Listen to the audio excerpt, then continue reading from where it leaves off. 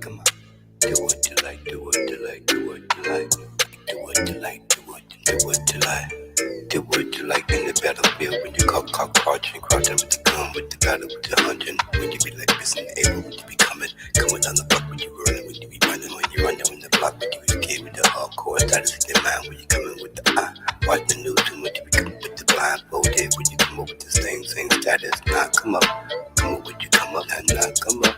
Come on, would you come up? Says sanity is led by misled and substance. You be like missing home when you're a bum, just like a bum, when you like a transparent humble. When you in the home room, when you wanna go low, like water on the street, and take it for $1. Hold on the freeway, and when with the shallow. With the boy with the ask for the money. Come on the back when you ask for some money. The same cat when you want to borrow $1 to make a holler. When you was hit with the YouTube to make a boot, that boy use voodoo, he use some sorcery. Come in the back with mystery quirkery. Possible that you belong with the tassels. Tied to backwards, along with the cackle, like living in the shackle, living in the tackle, living in the bagged upside with the Mac over the ring. When you wanna come up, crowd stands on when you wanna come up, yeah.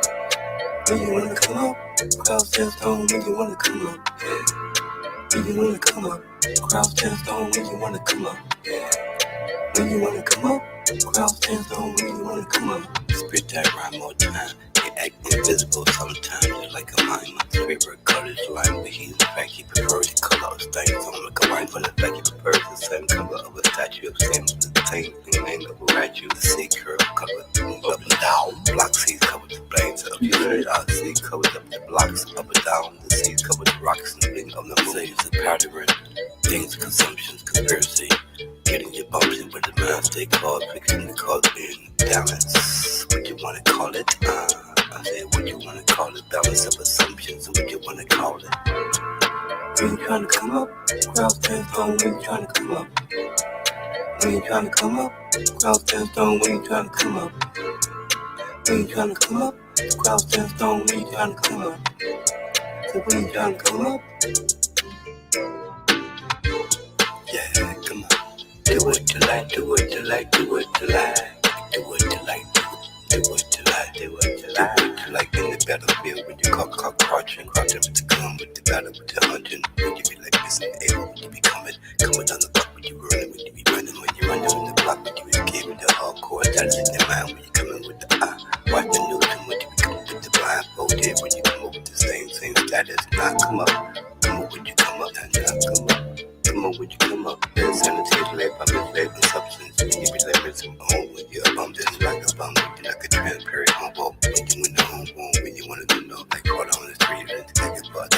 Hold on the freeway, and when with the shallow. The boy wanna come up with the same damn status. The boy wanna come up when you wanna holler. You feel kinda strange when you want $1. Yeah, when you pass $1 along with the holler, with the crowd stands on when the one that wanna come up. Yeah. Crowd stands on when you trying to come up. Yeah.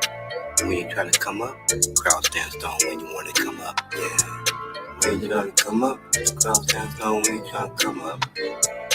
When you trying to come up, crowd stands on when you trying to come up. Yeah. When you trying to come up, crowd stands on when you trying to come up. When you trying to come up, crowd stands on when you trying to come up.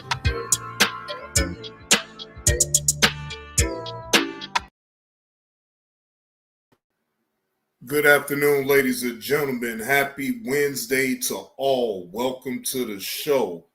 I am your host with the most, Johnny Blaze, bringing y'all this Wednesday content on the body cam footage reactions. Now, before I get into that, I want to know, what do y'all think about this situation on the Breakfast Club?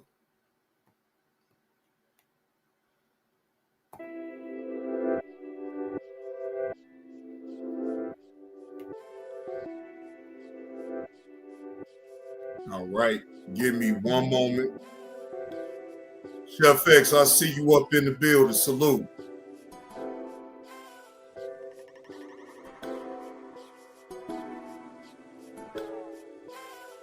Jess Hilarious addresses criticism on her role on the Breakfast Club. Hey, KTC, I see you. Let me get you a cold one. try one of these. That is the best buffalo wing in the county. You eat buffalo? No, it's just chicken. Morning, everybody. It's DJ NV, Just Hilarious, Charlamagne the Guy. We are the Breakfast Club. Good morning. What's happening? How's everybody feeling out there? I'm great. How you feel? I feel blessed, black, and highly favored. Just Hilarious is here. I'm cool. Okay. Jess Still has on been, job. I came into work. What's up? she's been trending all day. Yeah. I think she's number 9 right now. Okay. Because I was sitting at home last night trying to watch Magazine Dream, and I kept getting a bunch of phone calls and text messages, and people was like, Just Hilarious is going off on live. Oh, we have audio. Okay. We supposed to be a team up there. Not one person comes to my defense at all. Like when I'm like, not one month ever with this online. Come on, I've been quiet a lot. If Just Hilarious is quiet, it's a reason. I always got my mouth open all the time. It's ran like a high school. It is. Fair East Side High. I agree with you. Fair East Side. Fair point. For Mr. Club though. Every day, and they always talk about, you ain't at work. Now, this my thing, right? And I'm just calling it down the middle. If she really had an issue with all this, then why not just talk to him on the back end? Why do it have to be on the forefront for all of us to try to figure out if the shit is really real or not? Me personally, I think they running the play. That's just me personally, so they can keep their name relevant and keep on with the views and the likes and the monetary gain. Now, we all know how the Breakfast Club do it, so I can only play so much of this. If you want to catch the rest of it, I do have it on my community wall.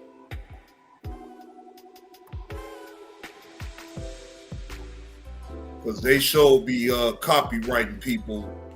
I know they get money off of it and everything, but damn, shit, like can't nobody react to what they saying. Like that shit beyond me. But whatever. Pause that. So let's get into the first video. All right. Now y'all see the title that I got up there, right? Mother and father put their child up to stealing up out the stove. Mother and child. Oh, I want y'all to let me know what y'all think about this. This came out 6 days ago. Chris Brown featuring R. Kelly, Residuals. Before I get all the way into I am Polestar 3.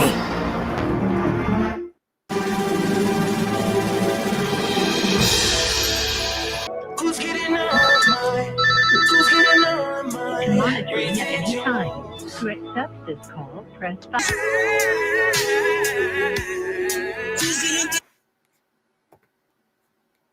You know, that's all I'm going to play. Now, the actual song by Residuals by Chris Brown, I like. This collab with R. Kelly, not so much. And I will tell y'all if I actually like the song, but Chris Brown, in my opinion, you should have just rolled solo dolo with the song. Why? Matter of fact, never mind the why, because I think I understand why you allow R. Kelly to collab with this song, right? I get it to a certain degree, but this ain't it. Not to me. Maybe some other people maybe like this remix video or whatever. I don't like it.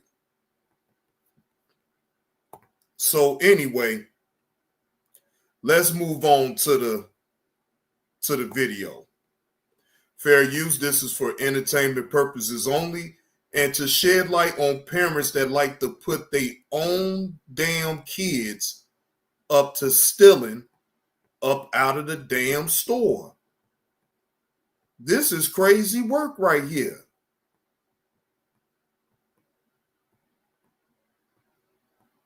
Yeah, this is crazy work right here. What happens when dumb parents use their toddlers to steal? This content, this video, this body cam footage come from Police Watch. On March the 7th of 2024, Target employees called 911 regarding two parents who were shoplifting with their two kids. What up? Would it not worth it? There are moments you see everyone you love in one place. Watch how these two parents use their children to steal from Target. All right, you guys have ID on you? I don't know. You don't have ID? On my fifth phone, yeah. Okay, let me see it. Did you know why we stopped you? Yes. Okay. You do know that you were here as well yesterday, and you did the same thing yesterday. I saw you guys leaving yesterday. So same thing yesterday, same thing today. You come back to the same stores 2 days in a row to shoplift? It's a shame we got the kids involved too. Yep. Can you get your daughter out of the shopping cart, sir? Now I gotta retract what I said earlier. I just put it all on the mama, but the mama and the daddy put their own kids up and shoplifting up in Target. So they didn't give a fuck about them catching wind to what they was doing. They put their kids in harm's way, and it's a chance that them kids may go into the system behind something like this. Both individuals are unfit and is low down and dirty to even have the notion and follow it through to allow their kids to shoplift up at Target. Crazy word. You have any weapons on you? Does he have ID? Excuse me? I have his. Yeah, that's it. You have anything on you? No weapons, no merchandise, nothing on you. Because I'm going to search you to make sure. Huh? Yeah, I got my AirPods. It's not what she's asking. She's asking if you have merchandise. You have merchandise, now's the time to give it up. Yes. I have that. Okay, what else do you have? Do you have anything on you? Do you hide anything on the kids? No. That jacket, or that blue one. The blue jacket? Yeah. Nope. Take the blue jacket off the daughter. You're getting them involved in shoplifting. Not really. You're putting stolen merchandise on your daughter. How is that not really? You bring. Damn. See? And I got a feeling that this officer gonna get real hairy. She real hairy at her right now. She real hairy at her right now, and rightfully so. If she wasn't on body cam footage, I wouldn't mind her putting hands and feet on her just because of that situation. Like, first of all, they're kids. They don't know right from wrong unless their parents show them right from wrong. And in this situation right here, what the fuck did you show them right about this situation? It's all wrong. It's all wrong. It's wrong on all levels for the mama and the daddy. See, neither one of them had any type of sense to be like, hey, no, we shouldn't be putting the kids up. If anybody should be doing it, even though I don't condone to stealing, it's supposed to be them two grown individuals that do that type of work, not putting it on the kids and acting like just because they kids that they just gonna get a pass. And the silly thing about it is it's cameras all throughout Target. It's cameras. So you don't think that them people seeing you put the merch on your own kids? Man, please. That's a shoplifting. The second day in a row, you come to the same store. You think they're not going to notice you? How old are your kids? I'm 5 and 9. You went to UCF to take your kids? No. Because that's what's going to happen. No. Damn. Do you have somebody to pick up the kids? No. Okay, well, guess what? They're getting called. What about in the purse? There's nothing in the daughter's purse? No. Mind if we check? Yeah, you can. Let me see what you got. You said you have nobody to pick up the kids, right? Yeah, can I have somebody to pick up my kids? You just said you have nobody here. Well, yeah, I have someone. This is yours too. I mean, yeah. Tags on it and everything else.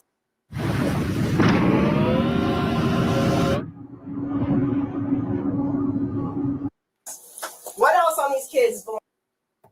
Hey, Deja Vu. I had to correct myself from earlier, Deja Vu. It wasn't just the mother.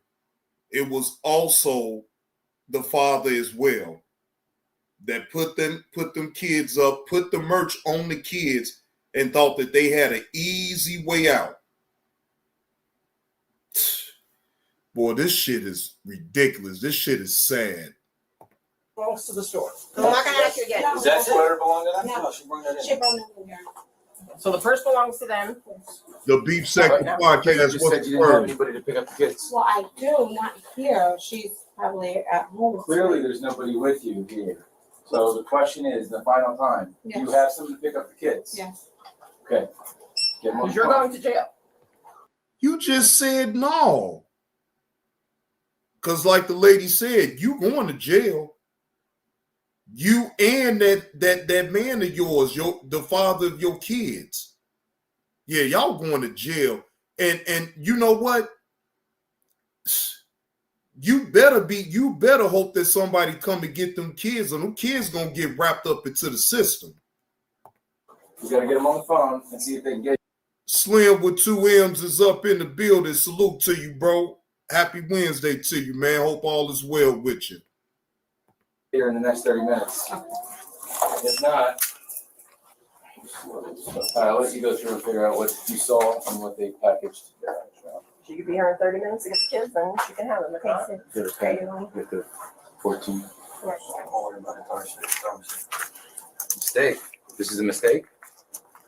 2 days in a row? Damn. What's her first name? and she'd be here in 30 minutes to get them. I'm just making sure she said she's. Melly, what's the word, Law? Yes, sir, I'm back. I am back, Law. Matter of fact, hold on, before I continue, I did not set this up. Set it for an hour.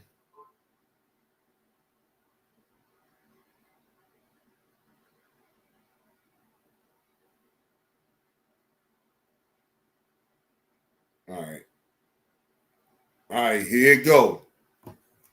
That's set up. Now, look at this. Look at both of them. This trifling ass woman and that trifling ass man sitting up there putting stolen merchandise that they didn't even pay for, putting it on their kids so they could just waltz clean up out their goddamn Target. And when the police called wind, because if y'all heard them, this they second day in a row doing it. What up with a 901? Salute to you. Happy Wednesday to you, bro. Hope all is well. So this is their second day in a row stealing with their goddamn kids. Lord Jesus Christ. Melly Mel, run that 211. Wait, hey. All right, Melly. Appreciate that $2 super chat, man. He said, run away. Oh, damn. All right, man. I'll run the booty do drop for you, man. Hold on. I'm going to get to it. Hold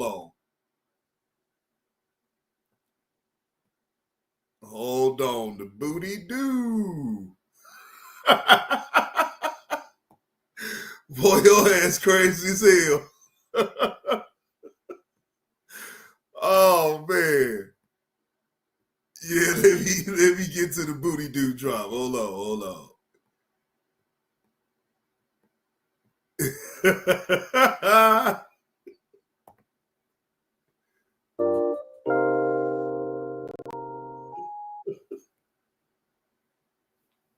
Get through that, you find the only kind of respect that matters in this damn world. Self-respect. Hey, G, chill. Go in the timeout corner and think about the last chick you hit like that. The fuck is you talking about? Oh, damn, man. Okay, Miss Maggie. Oh, goddamn, man. Come on, honey, what it do? Come on, sweat that booty do. Come on, honey, what it do? Come on, sweat that booty do. Come on, honey. Come on, honey. Come on, honey. Come on, honey. Come on, honey. Come on, honey. Come on, honey. Come on, honey. Come on, honey, what it do? Come on, sweat that booty do. Come on, honey, what it do? Come on, sweat that booty do. Come on, honey. Come on, honey. Come on, honey. Come on, honey. Come on, honey. Come on, honey. Come on, honey. Come on. Goddamn, man. Take that booty juice. Keep that booty juice over there. Goddamn, man. Goddamn,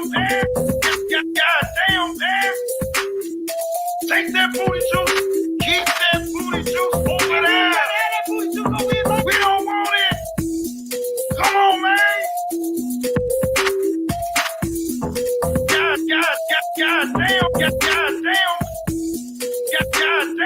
God damn. Come on, Lonnie, what it do? Come on, sweat that booty do. Come on, Lonnie, what it do? Come on, sweat that booty do. Come on, Lonnie, come on, Lonnie. Come on, Lonnie, come on, Lonnie. Come on, Lonnie, goddamn. Come on, Lonnie, goddamn. Come on, Lonnie, what it do? Come on, sweat that booty do. Come on, Lonnie, what it do? Come on, sweat that booty do. Goddamn. Come on, Lonnie, come on, Lonnie. Come on, Lonnie, come on, Lonnie. Come on, Lonnie, come on, Lonnie. Come on, Lonnie, come on. And we ain't trying to have that booty too so weird, Lonnie. Come on, man. Goddamn.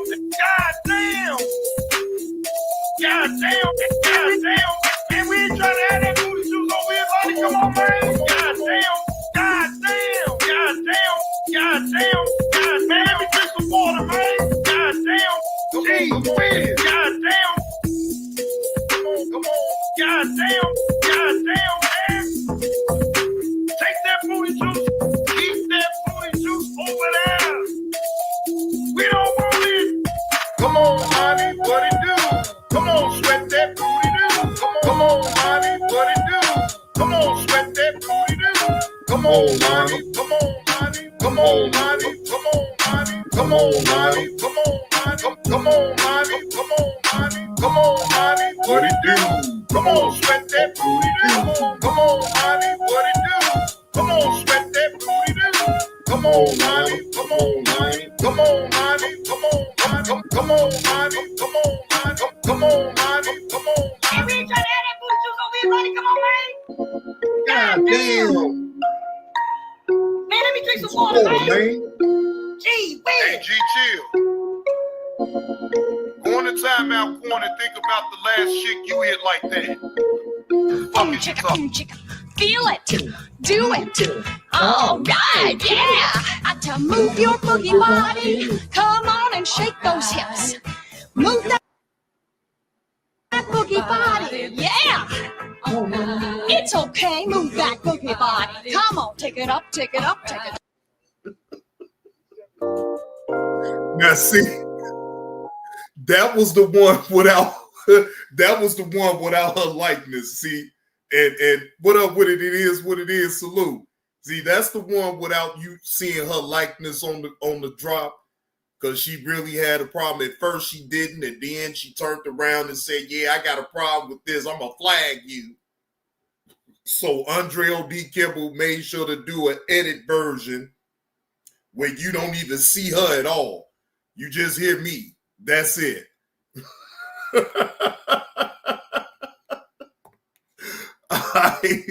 Let's get back to the video. Hey, Yellow, Mind Bender, I see you up in the building. What's up, Mind Bender? These are the healthy smiles of Real Delta Dental members. Go online or give us a call to learn about affordable plans that meet your needs. I took two things that I love, dancing and dogs, and I made them into a successful business. You want these certificates? Let me, because we're far along. At home. Clearly, there's nobody with you here. So the question is, the final time, do you have someone to pick up the kids? Yes. Okay. Get them on the You're phone. going to jail. You So going get them on the to phone and see if they can get here in the next 30 minutes. If not, I'll let you go through and figure out what you saw and what they packaged. She could be here in 30 minutes to get the kids, and she can have them. Okay. Good, okay. Get the 14. Mistake. This is a mistake? 2 days in a row? What's her first name? And she'd be here in 30 minutes to get them. I'm just making sure she said she's What's her coming number? back. Just wanted to make sure she's Okay. here in 30 minutes. All right. So that's the address and everything. That's not completing driver's license. They actually had stolen merchandise on it. They used her to steal merchandise. They're wearing it. Blood sister? Yeah. Okay, and you give her permission to take the two girls? Yes. Okay, just want to make sure that we got that noted. 450. 450. The worst part is you got them involved. This is yesterday. Today is almost Yep. Ooh, anything in your pockets? Put it all in there. 724. 724? Yes, 724. My gosh. Part of the trespass that you're going to be told by the staff here, ma'am, you're not going to be able to come back to Target. If you come back to Target within 1 year, you're going to go to jail. Okay. Mommy's going to be okay and Daddy's going to be okay. Okay? And then when this is all over, they can talk to you about this. But unfortunately, and I'm very sorry, and I feel worse for you two that you got to see this. And Auntie's gonna come get you guys, okay? But what about the parents feeling a way about putting stolen merch on their own kids? Like, y'all, I'm sorry. Somebody up in the chat, I'm sure it's a lot of y'all up in the chat like, I don't believe what the fuck I'm looking at right now. The officers are very disgusted at the fact that they will allow their own children to wear stolen merchandise and think and look, not just one day, but they do it twice. They do it 1 day separate, 2 days separate. The second day they said, no, we got to get them. They didn't get enough off the first day. See, and that's what's wrong with people like this. Man, they own something, keep the change. In order to put your kids up to stealing, and they little bitty kids. It ain't like they was teenagers or some shit like that. But either way, it will still look worse. To me, it looked worse anyway when you involve your own kids and you don't have the moxie enough to go ahead and steal it on your own. You got to put your own damn kids up to stealing. You guys are gonna go have fun with her for the day. Just in time, Rich. Just in time, Rich. That's what I figured. Okay. We already got all their property off. What up, Wolfpack, man? $720. They got nothing on it. So we're still trying to go through everything. 731. 731. And then they did this last night. Okay. And they took off from Target. So he's gonna go drop PC for this. So if you can add that in your thing, but we're not gonna charge him because he's gonna drop the PC off for that. I mean, it's already open, so they need it. You can have the city. You can eat them, okay? Is that your juice box? Is that their juice box too? That's actually mine. That's crazy. No, that's yours. Okay. I'm gonna get extra juice box. You want an extra juice box? Yeah. Got that juice box. So nice. Yeah. Apple juice. You like apple She was juice? working on sister's conversation. They got Are you that. still talking to sister? Yes, I'm just telling her All right, I'll go what's get you a going cup of on. ice. All right, yeah, we go ahead and finish that up. We got to wrap up the come. Well, wait a minute. Why you got to text her?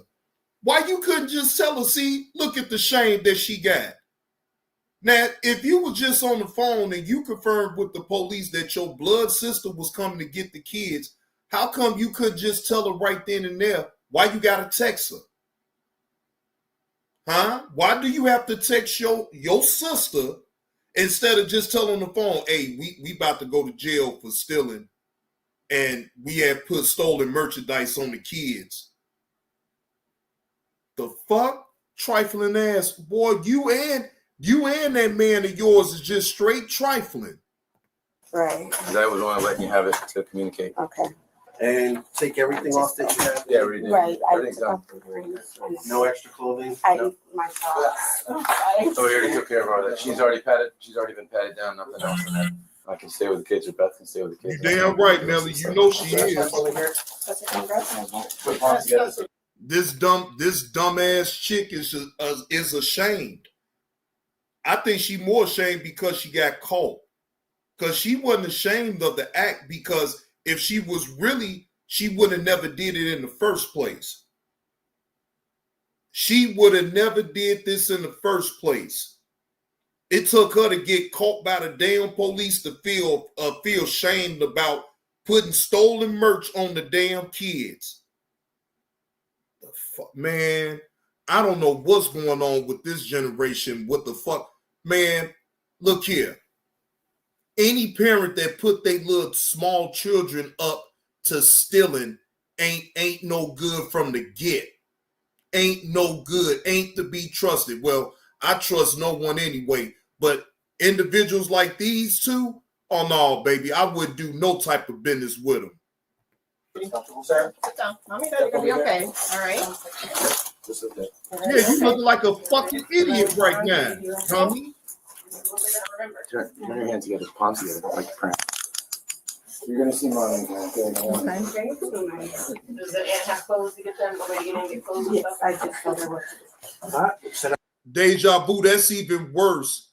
That's even worse that he's gonna go to jail, and if allegedly them ain't even his kids. How come the man couldn't go up in there if they so hell bent about stealing up out of Target? How come this grown ass woman couldn't do it, and how come his grown ass couldn't do it? Cuffed them right in front of the kids, but the police done already said, "Hey kids, I'm sorry that you have to see your mom and daddy go in cuffs and go to jail." But he feel even more sorrier for them. Got to the car. You want to give him a kiss or anything? Say goodbye. No? Okay. Real quick, I just gotta get the photo. I want to make sure no kids. Uh-oh. Photo for the for the trespass warning. Wait, right here, so I don't. Boy, that's the picture of shame right there, Jack. That's the picture of shame. So you know they picture. They picture, goddamn it, go up, boy. Anytime they see him going up in a goddamn Target, you see that dumbass look on his face. Both of them, the woman and his ass. Hey, wait a minute, entitled one. So what you trying to say? That you condone these two imbeciles using the kids as a shield to steal? No, they not doing no hollering, no crying. They actually cool, Deja Vu. So entitled one, you condone this type of action from two adults that's putting the kids up on stealing merch up out of Target? You condone that? You condone that shit. And it don't matter if I'm from the hood, shit, I wouldn't put no kids up to stealing nothing from me. Shit, if I was into stealing like that shit, I'm gonna steal on my own. I ain't gonna put no kids up to stealing shit.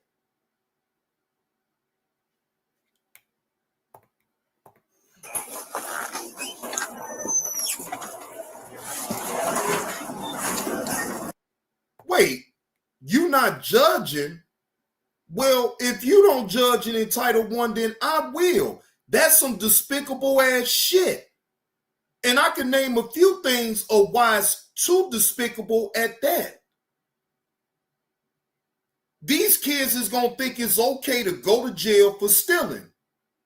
That is a bad message that the mother has set for her child. Now, again, I don't know if the man is actually the father to them kids, but that's the wrong example to set for the children. The fuck? You talking about you not judging? Well, I am.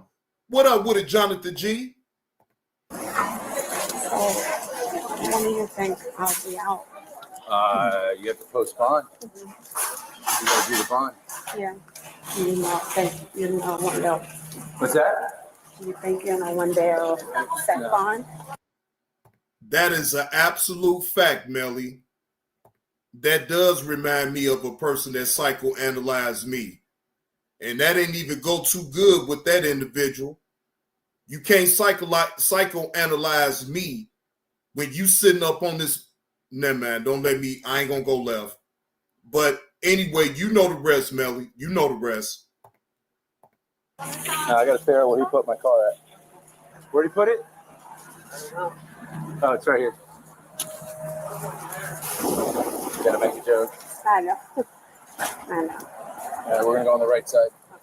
Well, like I said, hopefully this is not a reoccurring issue. Yeah. And have a seat. All right, you okay? Yeah. All right. I just have to get your recording saying that you're going to take them. I don't know how long you're going to be having them for because there's two different charges pending.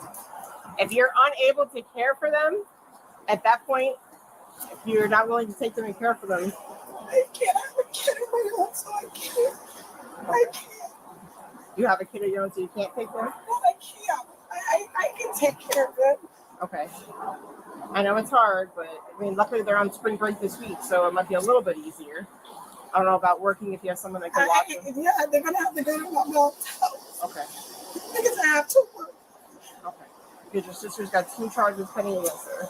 They were in here doing it yesterday, and they're doing it today. And they got the kids involved in it today. So you're the only one that. That part right there, keep the change on what you just said. What you just said, with parents like this, the kids don't stand a chance. They will get used to crime. And that's exactly what I said. So, tougher up, woman. Oh, you talking about her. She got every right to feel a certain type of way because you think she wanted to be inconvenienced and come get her sister kids on account of her stealing and using them to steal up out of Target? Yeah, I can't blame her. She does feel a certain type of way about that. She gave us information to give to. I mean, you could give them to your mom if it's better for your mom to take care of them. I mean, they're going to have to stay with my mom because I have to work. I can't call out work and stuff. They're going to stay with me, but I have to work.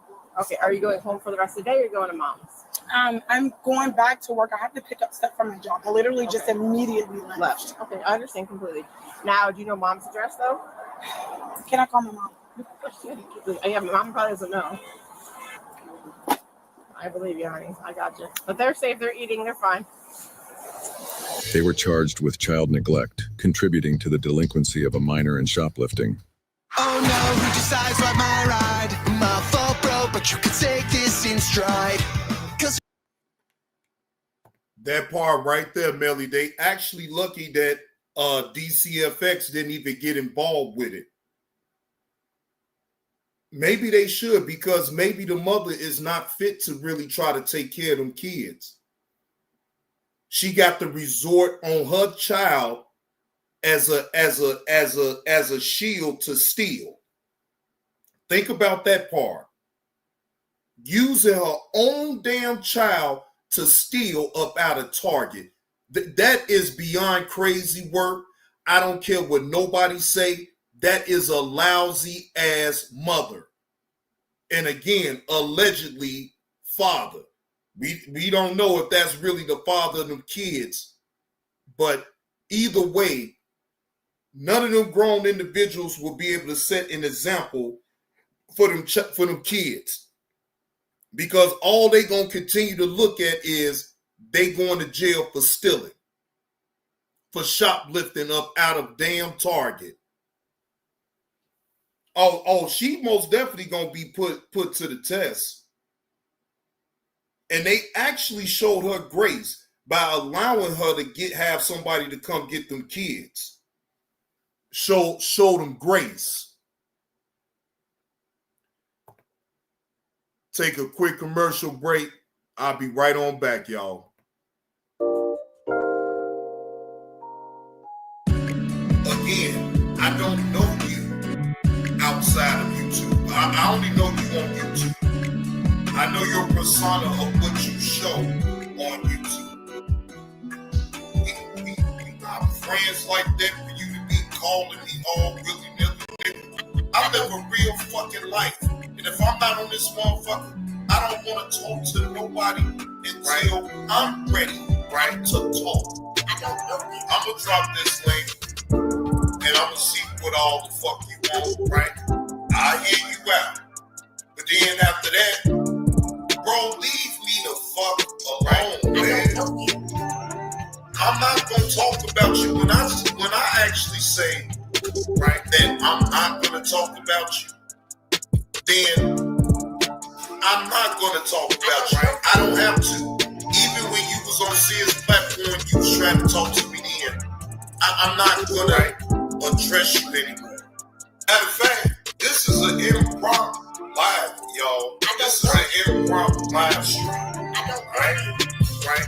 I wasn't even planning on going live, right? But I have to address this and I have to put it out on YouTube because why? I know you on YouTube. I don't know you on in real time. So I'm not going to ever talk to you on no back end at all, ever. Right? I'm not going to ever do that. If you want to address me about anything, you address it for everybody to hear. What the fuck is you trying to call me on the back end for? I'm not going to, nigga, we ain't getting money together. We not getting no money together. Call your son. Mentor your son. It's nothing that you can get from me. Remember, you don't need a motherfucker like me, right? You can stand on your own. So that's exactly what the fuck you gonna do. You have no right reason to call me on the back end for nothing. I don't know you. Miss Eve, this is for you, Miss Eve. And it's nice and frosty too. Right? Again, I don't know you, right? Outside of YouTube. I only know you on YouTube, right? I know your persona of what you show on YouTube, right? We not friends like that for you to be calling me all right, willy-nilly, nigga. I live a real fucking life. And if I'm not on this motherfucker, I don't want to talk to nobody until I'm ready to talk. You don't dictate when I want to talk. That's not how that goes, nigga. When I feel like talking, then I will set up a live, upcoming like I always do, and I'll follow through on what I do. Now, what you do is what you do. I don't give a fuck about what you got going on, bro, right? Stop talking that line for me because, see, you better know one thing about what I will do, or I will tell. Right? Again, I don't know you outside of YouTube. I only know you on YouTube. I don't know you. I know your persona of what you show right on YouTube. Right? Right? Again. I don't know you. I don't know you. Right? I don't know you.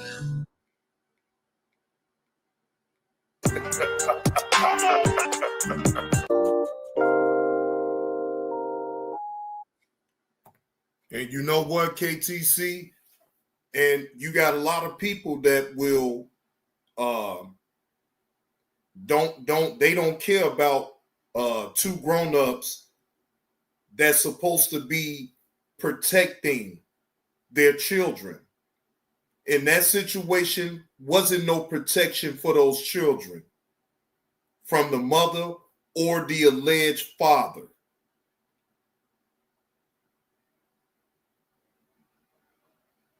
Hopefully they got positive, and I'm going to say this so I could cut it down the middle, right? In Title I, I'm not going to play that because I would get a copyright strike, but we all know that that's just a play for Charlemagne the God, DJ MV, Just Hilarious, and Laura for them to have views, likes, and monetary gain. Okay? Now, again, what is there else to talk about with that? Charlemagne didn't give a fuck about none of that shit. He's sitting back laughing at it because he wants that type of bullshit to go on so it could cause controversy or whatever, right? So, again, if you want to look at that, be my guest. I didn't already address that from the beginning part of the show. You wasn't here. But I said it my own self, they running plays. They running plays. It's just as simple as that. They causing manufactured beef because and deep down, I just feel like what I'm thinking is it ain't no beef. It ain't no beef. This is all for monetary gain, likes, and views. That's it. That's all. So cool your jets, Entitled One. Cool your jets. All right? Because that ain't, to me, that's just a bunch of bullshit to me. That's a bunch of bullshit. Okay? That what they do on the Breakfast Club, I can tune in to certain things that they do, and then there's certain things I tune out because it's all bullshit at the end of the day. They getting paid to come online to entertain the crowd. So without me trying to sully their name or whatever the case may be, I don't have a problem with it. I just know right from wrong, and I got common sense. And common sense tell me that all of that shit is just dead wrong.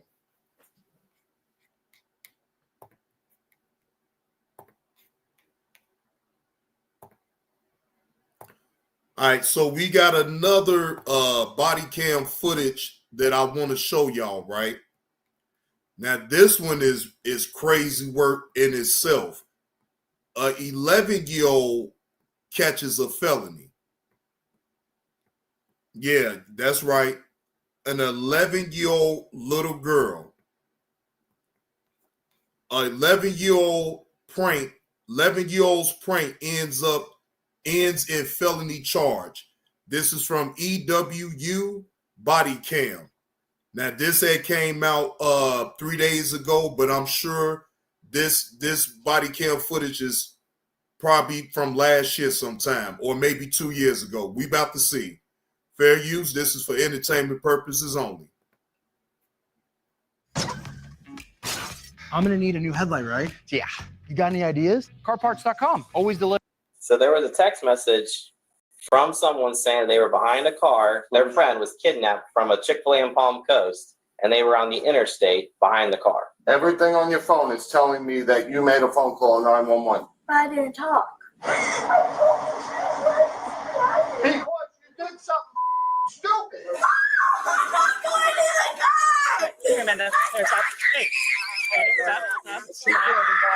On July 26, 2023. Okay, this is 2 years ago in July the 26th of 2023. Yeah, but I bet you, Yummy, to me, Yummy had that coming to him. He had a long ass rap sheet. This young lady just played a prank, but this prank right here could have got somebody actually hurt. So let's take a listen to what's gonna happen. Hey, daughter Zion, happy Wednesday to you. Hope all is well. Dispatchers in Volusia County receive urgent 911 text from a driver who claims to be following an armed kidnapper's van on the interstate. When they trace the phone, however, they learn the messages are coming from a residence in Port Orange, turning a plea for help into an unexpected lesson in consequences. I'm telling you this right now, you're going to take this as a lesson at 11 years old, that if you do something stupid in the future, you're going to enjoy those cuffs. I'm not going to do this again. The following report is based on official police records, and the footage has mostly never been seen before until now. It's just after 9:45 a.m. when 911 begins receiving texts from someone named Lily Lee Combs. She claims to be following a kidnapper's van on the interstate, and updates are still pouring in. Volusia County deputies, multiple area police departments, and a helicopter join the urgent search. When they fail to locate the van, a deputy tries calling the phone number that's been sending the text messages. Hello? I agree. That daddy yellow wanted to put hands and feet on that 11-year-old little girl. I wonder what was going through her mind to even do something like that. All the resources that they did poured into a phony call. And she thought that it was just a joke. I didn't mean to do it. Oh my gosh, I am so sorry. I will never do this again. Well, all that little old bitch ass crying don't mean shit. And your dad, hey, he's more than welcome in the fact that you're gonna get some handcuffs put on you and you going to jail. Hopefully this is scare her ass straight. Hopefully. Hello? Hi. Is this the, what's your name? So too, Yellow. Can you hear me? Hello? I'm trying to reach the person that called 911. Yeah, can you hear me? Oh, shut up. Please leave your message for 3. No, it's going to voicemail. It says, RP confirming they are in a blue Jeep. Victim is in a white van. They can see they are being restrained through the windows. At the turnaround? A new text message comes through, including a detailed description of the suspect, who's described as having brown hair and blue eyes. How is she behind them? She's seeing this happen and she knows what color eyes he has. That's weird. Brown hair and blue eyes, but she's behind them. Like, if she was like saw the incident or saw witness the kidnapping, or I mean, like, how would you even be following them and know any of this? Yeah, RP confirming they were in a blue Jeep, victim in a white van. Of course, it's a white van. Like, it just, yeah, you know what I mean. I'm not saying this by any means, but it's just, I've had calls like this before.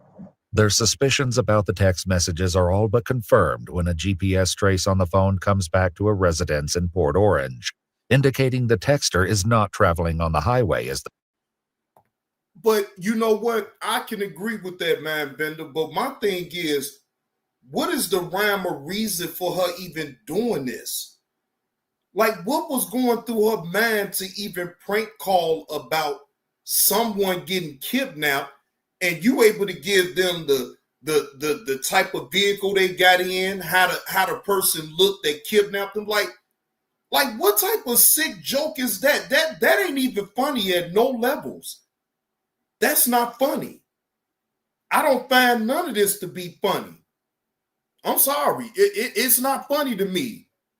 That's not no prank. Look, I know a prank call.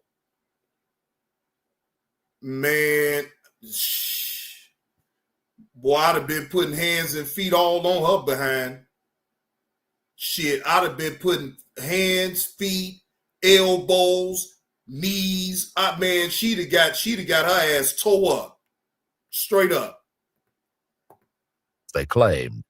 Deputies quickly head to the residence to investigate. Hi there, how you doing?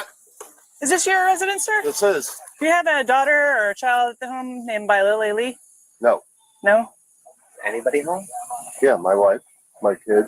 We just got home from Pennsylvania. Okay. I have an Ava and a Mikey. Ava and a Mikey? Yep. Would you like to see them? The deputies follow him to his house, where he informs his wife what's going on.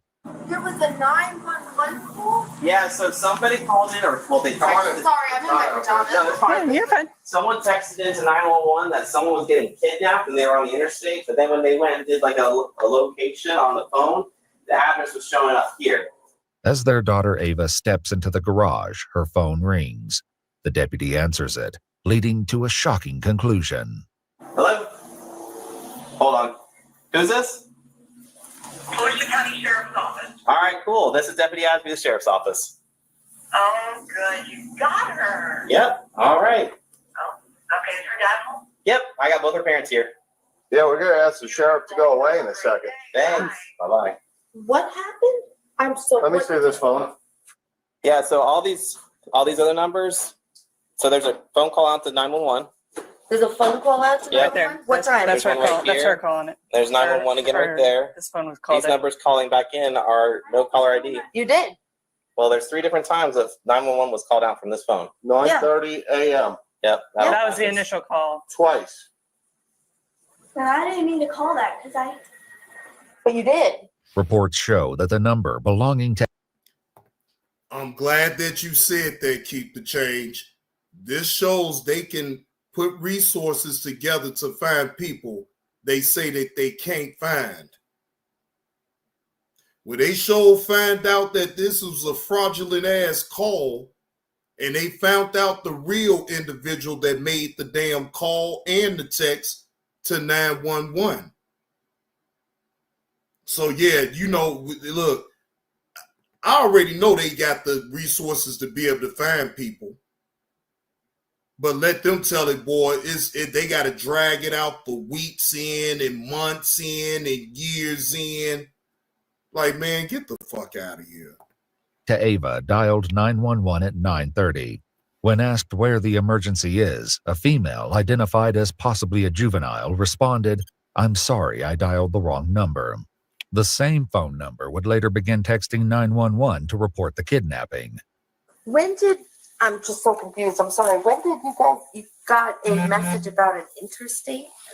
So there was a text message from someone saying they were behind a car. Did I call this back? Who was kidnapped. Their friend was kidnapped from a Chick-fil-A in Palm Coast, and they were on the interstate behind the car. What time is this? Today? This is today. We got home at 2:30 in the morning. Okay. So we were here the whole time since 2:30. We were on the interstate coming home from everything's showing Pennsylvania. Right. You called out. We showed up here like 2:10, 2:15. Okay. And we went to bed. But these 911 calls for this count. morning. You were calling 911? You were. Don't look surprised. You did. You did it on your phone. Did they say anything to you? No one said anything to you? Did you say, Ava, you have to explain what happened here. Something's going on. What did you know? What do you know? Mikey, go inside. Ava, get your shoes on. Come out here. I didn't hit anything. Mommy, close the door. You're not in trouble. I just need to know what happened. I need to know and understand. Oh no, you're in trouble. Now, Mama, don't tell her that now. Don't tell her that, Mama. She in trouble. And she's going to go to jail.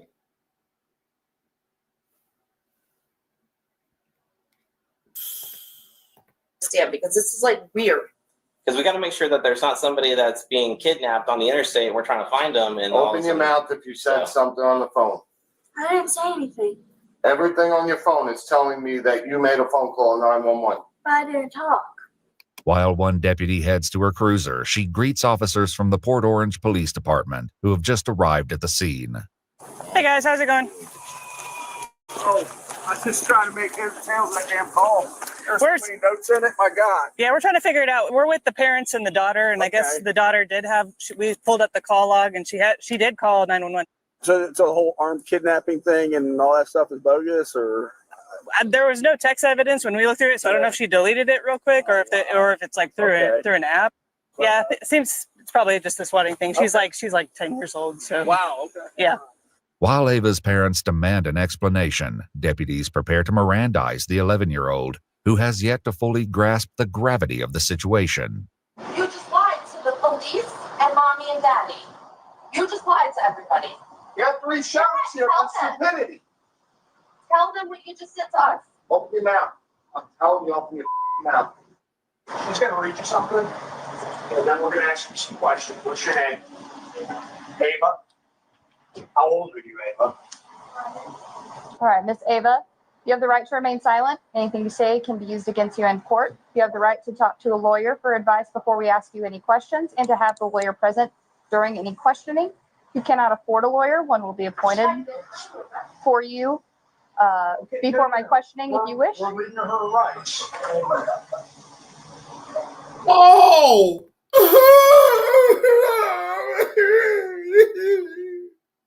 Oh!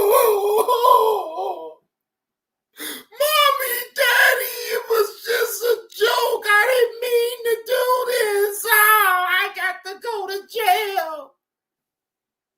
Now she boo-hooing crying. Now she wants to cry. Oh, no. Ain't no crying. Ain't no crying. No. Ain't no crying now. You that did it. Because you did something stupid. Right. Let me explain something here, okay? You can cry about this. What you've done here is a felony, okay? It's a felony crime, and you probably had 20 law enforcement officers at least, a helicopter, and all running with lights and siren on high speed to try to apprehend or try to stop a serious forcible felony from happening. Do you know what happens if one of those officers crashes and gets killed on the way to responding to something? That that you did as a joke. So you better take this serious. Under pressure from both her father and the deputy, Ava offers an excuse for her actions, which doesn't sit well with the deputy. Ava, you need to tell the exact truth. I don't want a story. I don't care what it is. I want the exact truth. You can't make this go away by being quiet. The only thing you're going to end up, that's going to happen to you is you're going to end up in a pair of handcuffs going to our juvenile facility. I'm not going to mince any words with you. That's a very distinct possibility of what can happen here today. Don't look at your mother. She didn't have any part in this. This was all you.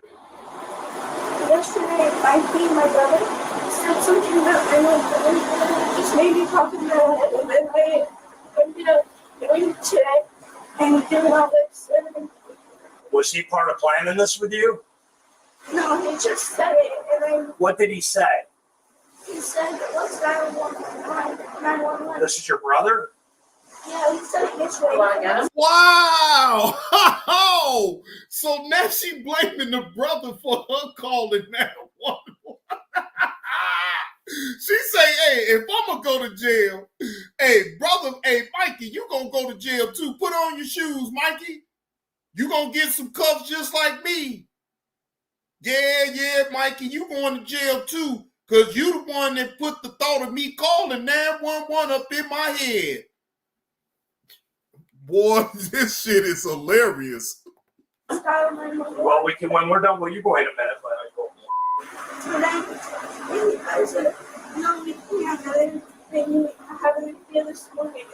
So you're trying to blame this on your brother? Was he with you when you made this call? No. Mikey is 7 years old, Uncle Will. She is blaming her 7-year-old brother Mikey for her making the 911 call and coming up with this extravagant ass story. Boy, you can't make this shit on up. 7 years old. So a 7-year-old got more sense than a goddamn 11-year-old. He ain't the one that made the goddamn 911 call. It was you, Ava.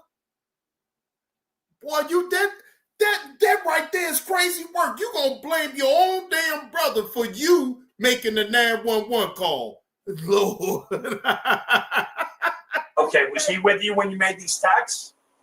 No. Okay, then you did this. You were on your own for this. Ooh. And if your brother's 7 years old, you're not going to blame your 7-year-old brother for this. That's right. Get her, officer. Get a deputy. Don't let her get away with trying to blame her damn 7-year-old brother for that shit. Yeah. Get her. As a matter of fact, she playing in your goddamn face, deputy. Go ahead and put the goddamn cuffs on her little bitty ass and take her to juvenile. The fuck? Who the fuck you think you gonna lie to? You gonna lie to the people and tell them, oh, well, my 7-year-old brother Mikey the one that put me up to it though, deputy. Because he said 911. Lord, jeez, I'm talking about, man, you dry snitched on your brother. Boy, if I was your brother when he grew up, I wouldn't tell you a bitch-ass thing. I wouldn't tell you nothing. I wouldn't even have you around me, because all you gonna do is just dry snitch on him any goddamn way. Shit. This shit is insane. No, Ava is relentless. That's crazy work to sit up there and blame a 7-year-old boy, and it's your own damn brother. You blame him. You just don't want to go to that damn juvenile facility. No, you gone. You playing in your daddy and mama face. You playing in the sheriff's faces. They ought to just go ahead and just put the cuffs on you right goddamn now. They already done read you your Miranda rights. And anything you say can and will be used against you in the court of law. Stupid ass. This was all your decision. Okay. You about to have a fart. To call 911 to say what? What did he say to call 911? Just call 911. You could ask him. So can I ask? What if he told you to go up on the roof and jump off the roof? Damn. So look, what if he told you and sing before you jump off the roof, Ava? I believe I can fly. Would you do it? Would you sit up there and sing R. Kelly, I believe I can fly, then jump off the goddamn roof if he told you to do that? 7 years old versus an 11-year-old. So the 7-year-old got more power in this situation than you is, and you his big sister. To do that. So what's the difference? Deputies will soon discover the startling truth behind Ava's fabricated story. For now, Ava's mother raises concerns about recent questionable activity on Ava's phone, but it does little to impact the situation. So I have something really weird with that phone. When we first got that, there was keep the change. Come on. She quickly look. She didn't even think about nobody at her school to put the blame on. She blamed her 7-year-old brother. Hey, that's some fuck shit. Hey, that is some straight fuck shit. I'm sorry.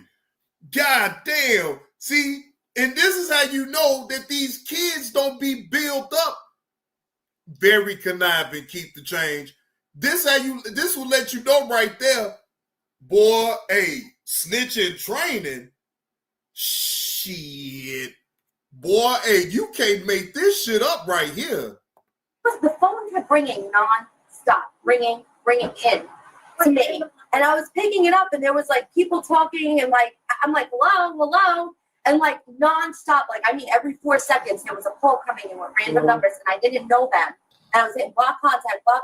Like as soon as the trick got that phone number.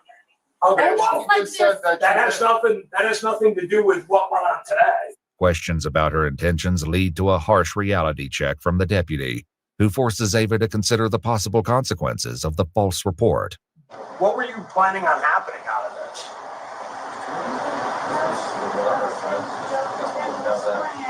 But what did you think was going to happen when you said somebody was kidnapped and somebody had a gun? What did you think was going to happen? Well, did you have any thoughts about how much of the law enforcement resources? Hey, mama, you got to show now at this point, you got to show this little girl of yours some tough love. Fuck that. You supposed to be on the side of your husband. Put the cuffs on her. Take her down there to that juvenile facility.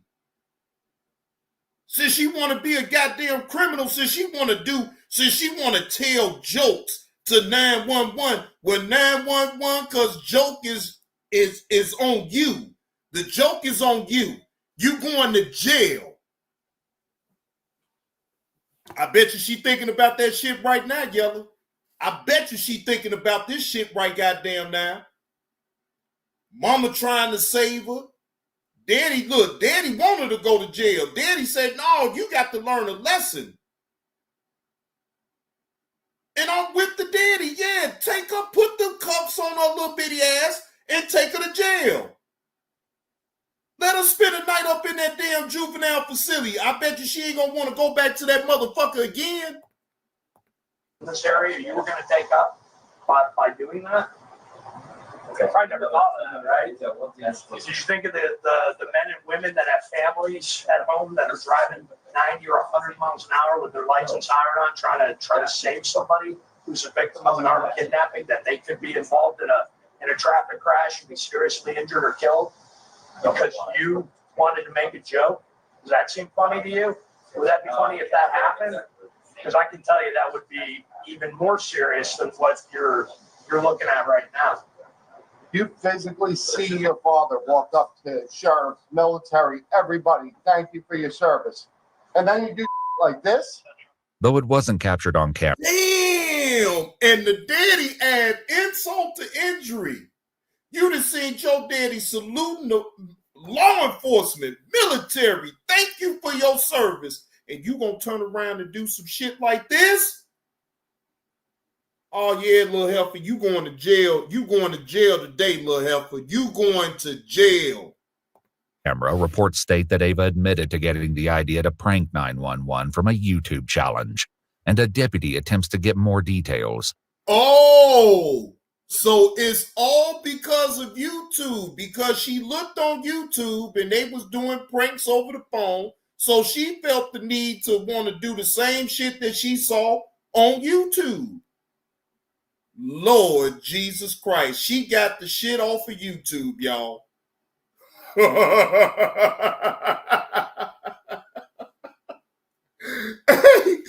these little kids do be looking at YouTube shit.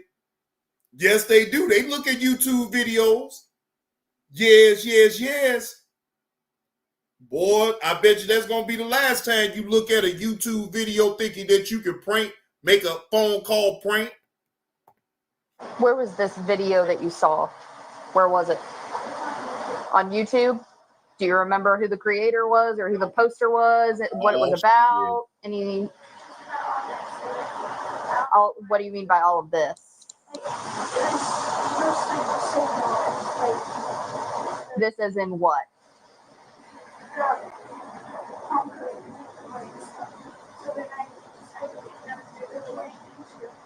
So it was a video about the Palm Coast Chick-fil-A. That's it. That's all the video was about?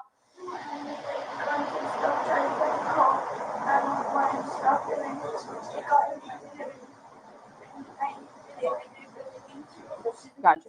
So, yep. Boy, that daddy is hot. That daddy is hot. He said, I can't believe that my 11-year-old daughter is looking at YouTube, seeing how the pranks is. Well, in all fairness now, y'all should be able to control what she even looks at on YouTube. So should we shift some of the blame on the parents for not keeping track of their kids' phone and what they look at?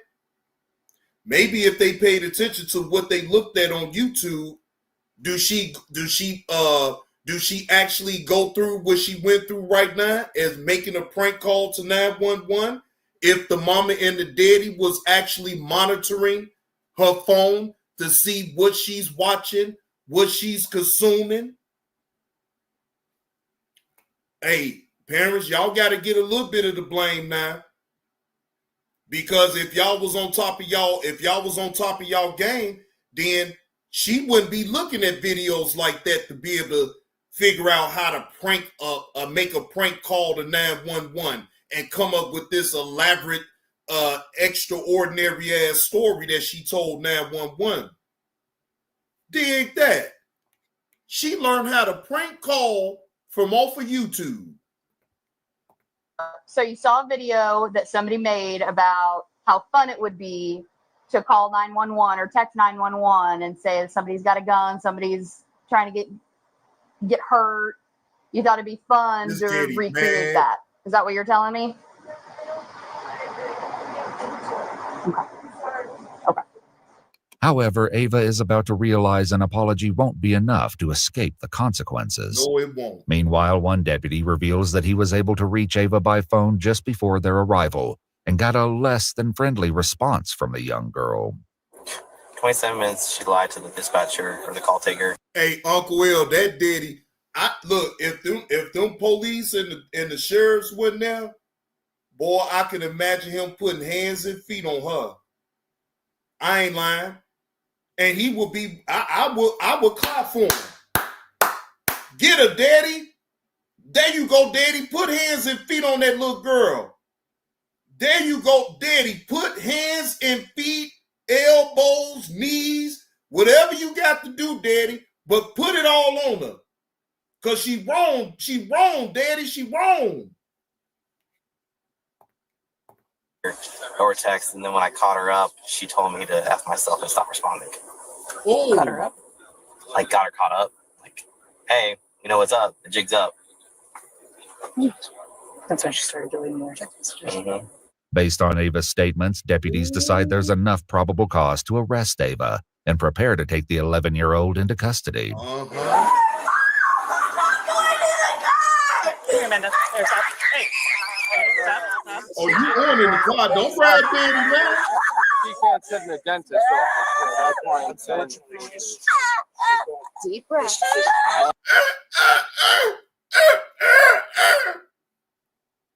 Now you want to hyperventilate and do all this old punk ass crying, but you just told the officers to F themselves. An 11-year-old little girl told the police officer to F themselves.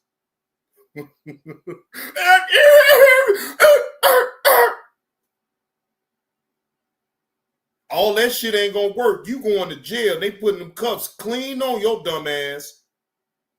Stupid. Listen carefully. Don't make this. She's gonna come out there. No, she'll be out there. Ow! Here you go. Ouch! Ouch! Ouch! Ouch! My wrist! Ouch! These cuffs hurt! Ouch! Ouch! Ouch! Ouch! The daddy even trying to fall on the sword for his daughter. Come on, man. You can put them cuffs on me. He said, No, she'll be all right. Damn. See, your own mama and your own daddy was trying to fall on the sword. They can't. Ouch! Ouch! Hell no. Look, her 11-year-old ass could get it. She did the dumbass crime by calling 911 under false pretenses. Shit, hell no. You shouldn't be doing, and you told the sheriff to go F himself? Shit, what you shouldn't be doing no ooching and ouching. You supposed to be bred up for this shit. Boy, look at this shit here. Ow! Daddy hurts! So stop. Listen to me. What's your Ava? Ava, stop struggling, okay? They're not going to hurt you. Yeah, they're not going to hurt you. Listen carefully what's going to happen here. No one's going to hurt you. You're going to sit in the car for now, okay? If you go somewhere, what it's going to involve is taking pictures, taking fingerprints, and then they're going to call your parents to come and get you. So don't make the situation any worse. They'll be up shortly after that. Go in the car? No, you can't go in the car. You just cuff me if you have to. It just can't happen. I'm telling you this right now. You're going to take this as a lesson at 11 years old that if you do something stupid in the future, you're going to enjoy those cuffs. I'm not going to do this again. Ava is placed into the back of the police car where her father delivers a few hard truths. I'm just warning you, you're not going to sit here for a couple hours. They're going to be bringing you into a building, fingerprinting you, doing all sorts of stupid for your stupid. Your life just changed, kid. Over a phone call, your life just changed. Minutes later, the reality of the situation continues to have an emotional impact on her parents. This is the best punishment for her right now. Sucks for us, but this is the best thing for her because she's documented. It sucks for us. I work my off with you to keep this kid doing stuff normal like we did as kids, and this is the she does. According to a statement from the Volusia County Sheriff's Office, 11-year-old Ava was charged with making a false police report concerning the use of a firearm in a violent manner, a felony, and misuse of 911, a misdemeanor. After being processed at the Family Resource Center, she was later transferred to the Volusia Regional Juvenile Detention Center in Daytona Beach, Florida, an experience she is unlikely to forget. She sure in the hell ain't gonna forget this. Ouch! Ouch! Ouch! Oh, Daddy, it hurts!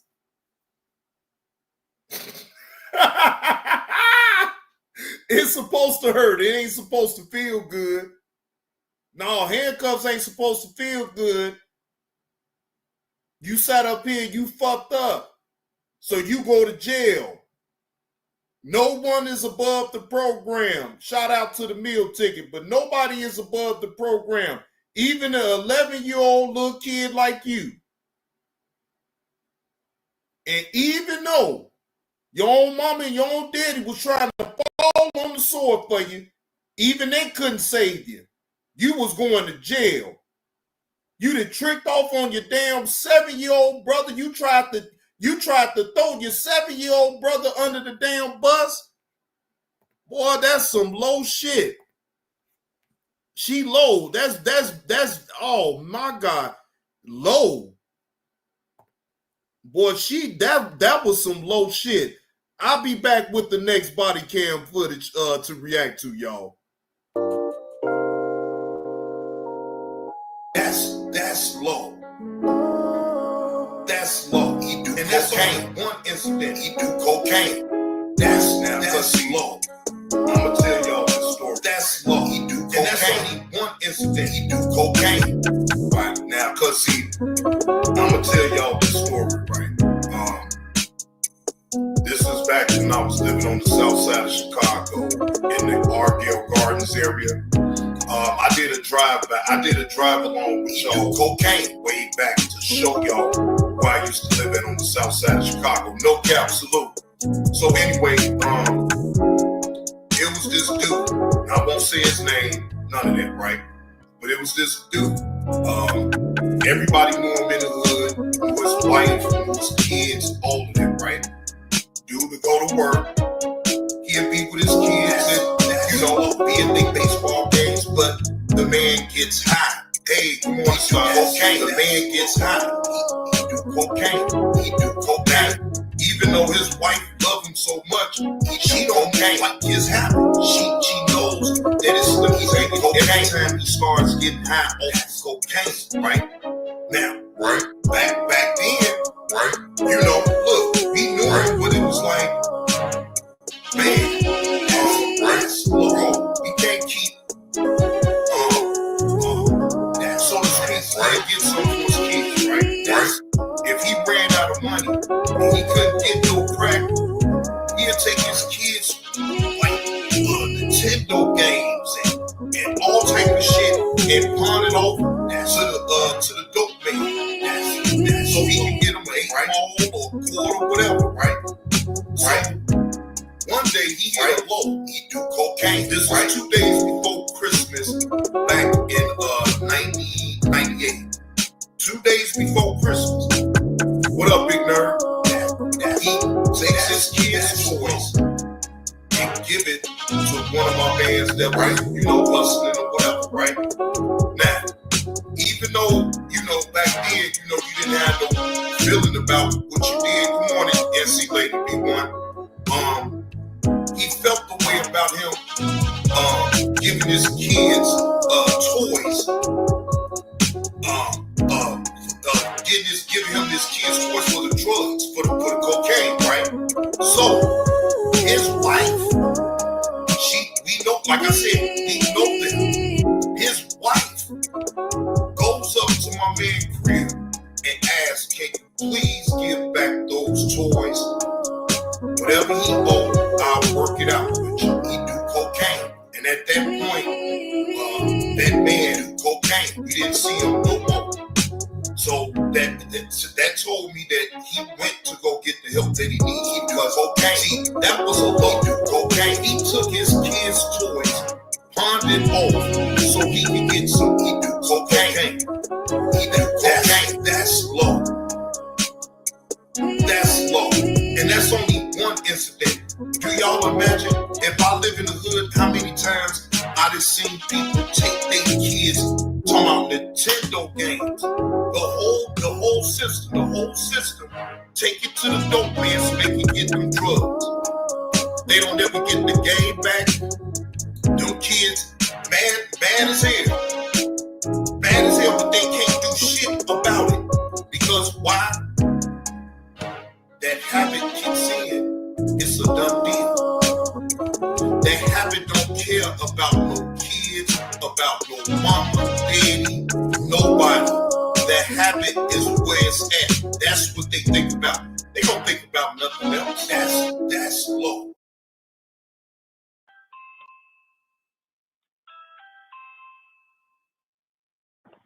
Kenya.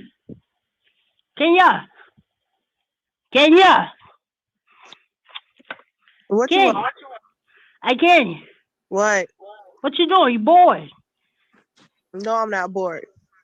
I got a question for you. Straight up. Be real. I got a question. What? Ken, I got a question. What is it? Let me eat your chocolate pudding. Now, in all seriousness, y'all, in all seriousness, right? Here's my take on the last video that we just saw. No parents want to see their child go to jail, no matter if they is in the wrong, right? But in that situation right there, when the police can show proof that it was her and she did that shit,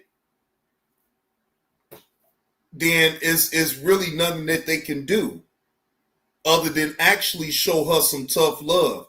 Look, again, parents, you probably want to monitor your kid's phone to see what is they looking at, who is they interacting with. I mean, you don't want to get caught with your with your pants down and everything. The parents was just oblivious to, all of what little Ava was doing. And then to add insult to injury, when she finally did get caught, like with her hand in the cookie jar, she tells the police to F themselves. Wow. So I highly doubt that she's really going to learn her lesson and it's going to be another incident of a body cam footage. And I hope and pray that it's her. I hope and pray that it's her. Because I don't think that she's going to learn her lesson just off of that incident right there. You would think that she will, but I'm not so hopeful for that. I think it like Keep the Change there said, in a few more years, she's going to be even worse. And you know why, ladies and gentlemen? It's all because of social media. The things that get put out on social media to capture their attention, right? So it's up to the parents to actually monitor very closely. Look, if I had it my way, would no kid have a cell phone until they was 18? That's just me. Yeah, exactly, mind bender. That is my point exactly.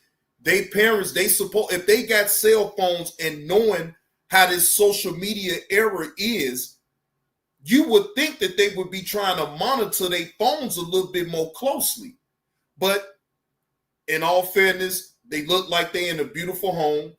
The dad is providing a good living for his family. Now, what about the mom?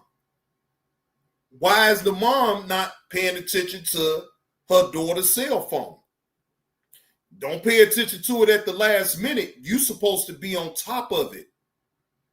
Yeah, I know it's probably like, damn. But, hey, this is the era that we in right now. I totally agree with that, Yella. Look, you ain't going to get no arguments from me. Parents are too busy trying to be their kid's friend. Well, shit, I ain't trying to be no kid's friend. You a kid, I'm the adult. Fuck that. I ain't gonna need to sit up there and try to play no game with no little bitty kid. Now, it's one thing to talk to a kid or whatever, but under no circumstances would I let them or allow myself to portray like I'm their friend. No, I am not your friend. I'm still an adult. And if you do something wrong and you do it around me, I'm going to tell, okay? I'm going to tell. I ain't going to hide you out and all that other shit. What up, Woody Fenici? Salute to you. I see you up in the building. 9 Jars up in the building. So no, I'm going to tell. It's better for you to tell on them. so they can understand the wrong that they did. If you sit back and just allow the shit to go on and you don't speak up on it, then they gonna think it's okay and they gonna continue to do it. So my remedy of all that is, I'm telling, hey, not worth it. They better get them a landline phone like we used to have back in the day and make their ass get home and call them from off a landline. You still could get a landline phone now. Yeah, you still could get a landline phone. So, no, I feel this is how I look at that. Until they is old enough to even pay the bill, get a job to pay the phone bill, you couldn't have no phone. It's going to be a landline phone, and you better hurry up. Hell yeah, I'm telling on the kids. You damn right, man, Ben, I'm telling. Shit, fuck that. I ain't about to sit up here and be a party to they motherfucking crimes. Hell no, I'm telling. Shit, they better not no kid tell me they did some wrong shit. I'm telling. Hell yeah, Letitia, they better get them a landline phone. Fuck that cell phone shit because they too out of control. And unless you one of them parents that's really hands-on, shit. Not worth it. Look, you not getting no argument from me. If the mama would have stayed on her daughter, if now I could say the daddy, but the daddy out there working to provide a better life for his family. So it's only so much. I ain't gonna even put no excuses. Ain't no excuses. You put a child in this world, it's your responsibility to see it all the way through. And to make sure that your kids ain't indulging into no fuck shit, because it's real easy with the era that we live in right now. It's a social media era. Shit, I'm telling, I don't give a fuck. I'm telling. You're not gonna sit up here, get you a landline phone, and make their ass go to the damn house and call you from off that landline phone. Straight up. Shit, I used to have to run to the damn house. My mom be gone for work, and she told me good. Look, if I call that landline phone and you ain't in that house, then it's gonna be trouble. So I used to have to make sure to rush home so I could get that call. Long as my mama got that call when I got there to the house, we was good. If I wasn't at that house and she kept calling, it was gonna be some problems. I'm just saying, maybe I'm old school, maybe I'm too old school when it comes down to it. But I would rather it be that way than to just let them have a cell phone and let them be all willy-nilly looking at YouTube, looking at videos so they can get ideas on doing fuck shit. Because that's all they basically doing. They getting ideas from off of YouTube and other social media platforms to just do all type of fuck shit. I bet you they restricted her from watching certain videos on YouTube now. I had got a landline and never bought a house phone for it. Damn, see, yeah, Yellow, you gotta get a phone for that landline now. Fuck that.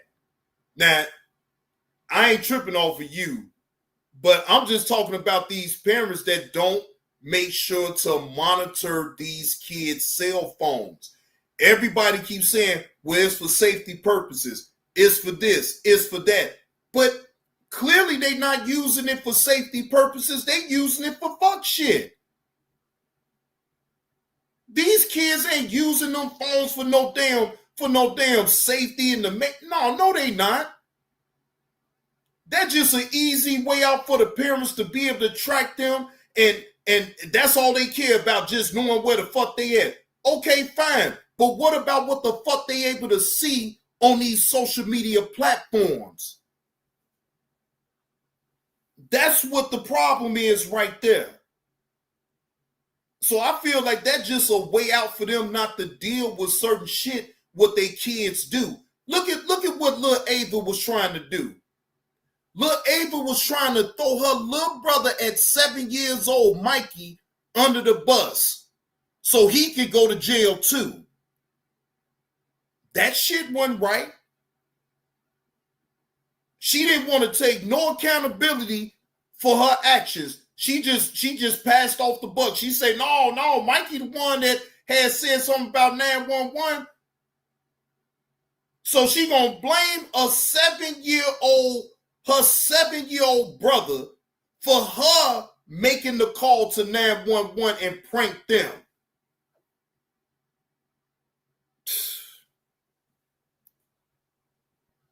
Man, that's crazy work right there, ladies and gentlemen. I'm sorry, but I don't care if you're grown and I don't care if you're a kid.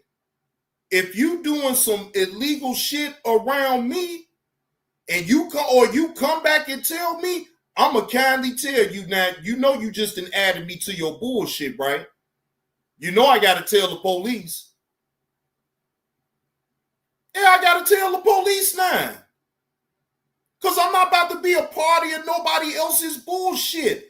I am a firm believer in this right here, this statement that I've already made countless times.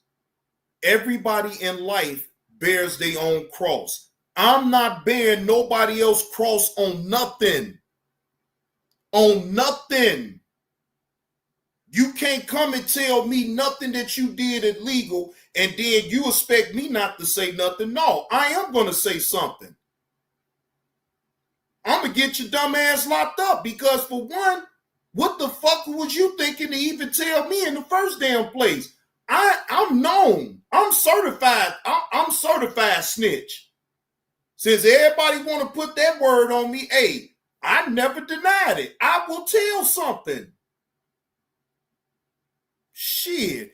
Had all exactly, Letitia. He had all them police officers, sheriffs, every goddamn thing, looking for a van and a Jeep that wasn't even existed. Shit, yeah, right. Not worth it. She tried to put her own brother in jail. So why would y'all get mad at me for telling on her little bitty ass when she was trying to tell on her little brother Mikey? He ain't number 7 years old. The little boy was 7 years old. She tried to throw him under the damn bus. Tried to make it seem like he the one that put her up to making the damn 911 call. Hell fuck no. Look, hey, you did that shit. Don't try to blame your brother Mikey for your bonehead bullshit. Fuck that. You going to jail. Fuck that. So kids, just know, don't come running to old Johnny Blaze telling me nothing about some illegal shit, because you won't go to jail. I'm telling you, you going to jail. Shit, the fuck you talking about? Man, I'm not being no kids crossing them doing no damn wrong. Now, if I was their parent, that'd be one thing. I accept like how the daddy did, like, man, please, no, go ahead and put the cuffs on me. The sheriff said, no, we can't do that. She's going to jail. At that point, shit.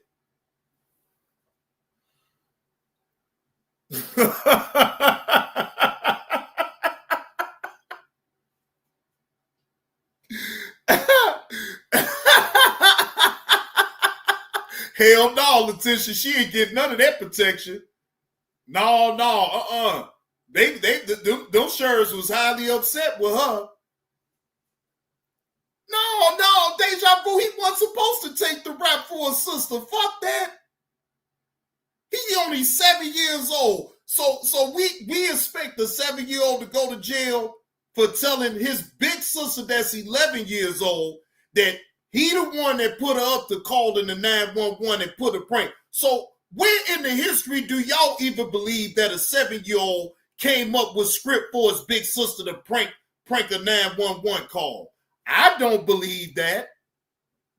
I don't believe that. I'm sorry.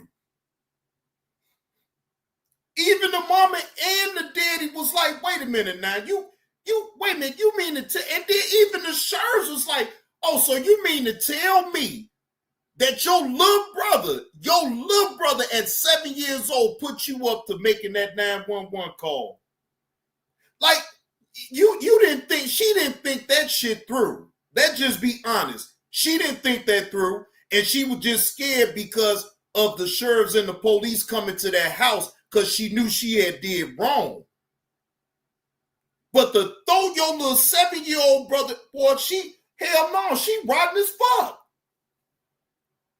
Man, look, Deja Vu said Mikey better take one for the team. He going down. Well, shit, look, they ain't even go at Mikey.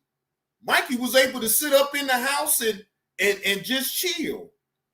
He probably was sitting right there at that door and heard everything that was going on. He probably like, I can't believe this heifer that said that I'm the one that told her to call 911. I can imagine how Mikey could feel right now. Like, you little tramp. Boy, I bet he was calling her all type of goddamn names. I bet he was calling her all type of names, because shit, I would have. I'd be like, you lousy hoe. You know damn well I ain't put you up to making no damn 911 call, and you come with this elaborate, this extraordinary story that somebody got kidnapped. Like, come on, man. That 7-year-old didn't never come with no shit like that. You did. You should feel, and she should feel ashamed of herself for even blaming her little brother for her bullshit. Yeah, shit, boy, she'd have been all, look, I'm trying to be nice now, man, Bender. I'm really trying to be nice. I ain't really trying to call the little girl too much out of her name, but I'm just putting myself in his shoes. Shit, hell yeah, she was all type of tramps and whores. Like, you lying tramp. I didn't tell you to call no motherfucking 911. Like you goddamn scallywag.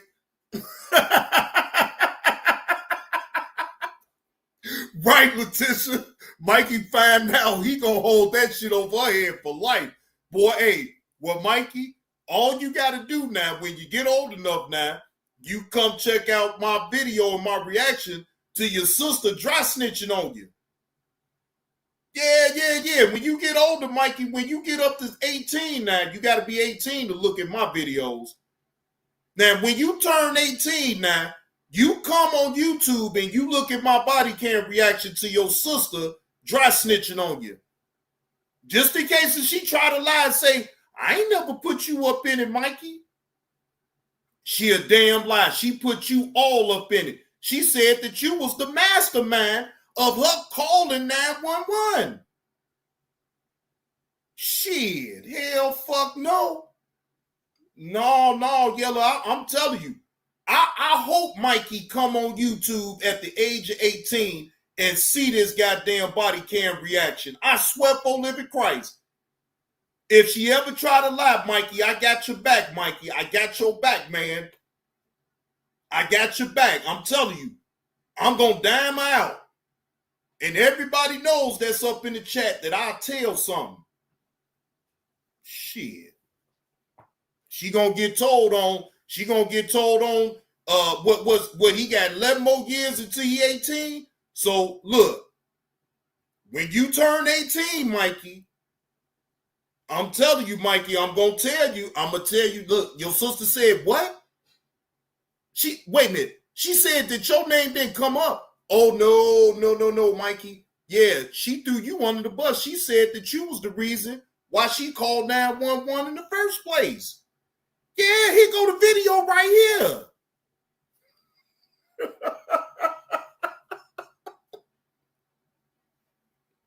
Hey.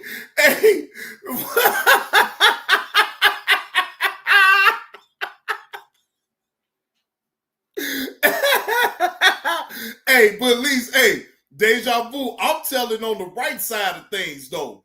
I ain't telling just because I just don't care, but Lil Mikey need to know. Lil Mikey need to know what type of big sister he got. Shit, fuck that. Your sister tried to throw you under the bus at 7 years old to get you to go to jail. Fuck that. No, she needs to be outed. Shit, hell no. She gonna get outed fucking with me. She's a lousy motherfucker right there at 11. Lousy as fuck. Yeah, look, I'm not denying that, mind bender. I'm not denying that, Yella. But what I'm saying is, in that situation, ain't no damn way that he told her to call no 911 and make a prank call. That was all her. Shit, she lucky, boy. I'm telling you, motherfuckers lucky that I ain't that goddamn bogus. Cause she'd have been all type of little bees. Straight up. Now she gotta be grown for me to just call out a name like that. But I'm telling you, if she was grown, yeah, I'd have called all type of little bees. Now, Letitia say, JB, have you been following the story about the twins found deleted in Georgia? No, Letitia, you got that? No, I you know what? I heard bits and pieces about that, but I'm not all the way aware of that. If you got the clip, you know, you can put it up in the chat and we could go over that. Damn, unalived in Georgia, huh? Yeah, Deja Vu, I won't do it. I won't call the little girl out a name like that. But she deserves to be called the little B. Yeah, she deserved to be called a little B after she done dry snitched on her goddamn brother. I posted Willie D's live about it. Okay, let me go to your channel real quick. Hold on.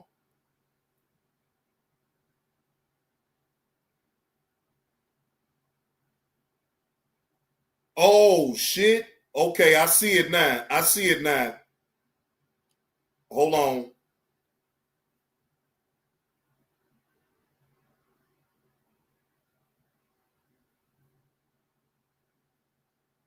Okay, I just did it. Hold on.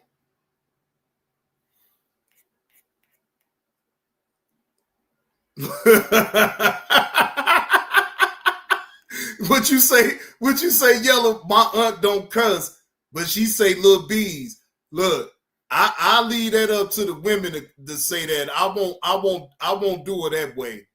But she lucky. If she was grown, oh yeah, most definitely she'd have been a little bee. Wait a minute, let's check this on now, y'all. Hold on. I didn't grasp this. And shout out to Willie D for getting the content. This is 3 years ago. Arrest made in connection with deaths of Georgia twins. Fair use. This is for entertainment purposes only. What's up, family? I previously reported to you guys about Lawrenceville twins, 19-year-old Quizir and Nizir Lewis, who were found on Georgia's Bell Mountain with fatal gunshot wounds after missing their flight to Boston. Investigators quickly called the deaths a murder-suicide, though there hasn't been an official ruling and additional forensic tests are still pending. The family also spoke out, stating that they definitely do not believe it was a homicide-suicide, as the boys were not known to be homicidal or suicidal, and the boys generally got along. They looked after each other. In fact, one uncle said he had never known them to even have a fight. Sounds suspicious? You damn right it sounds suspicious. But wait, there's more. The plot thickens. They got a firefighter, a volunteer firefighter, who ended up getting arrested because he shared images of the boys' death scene. What? He shared images of the boys' death scene. What type of bullshit is that? Why would he do that, y'all? Do anybody in the chat know why would he even? Let's rewind that again to hear him outright. Because why would he do that? Of the boys' death scene. He shared images. Wait a minute, hold on. Let me go back a little bit now. Ended up getting arrested because he shared images of the boy's death scene. He shared images of the boy's death scene. He shared images of their bodies, dead bodies. What was he doing up there? He's a firefighter. There's no fires up there going on. What is he doing up there at the top of that mountain?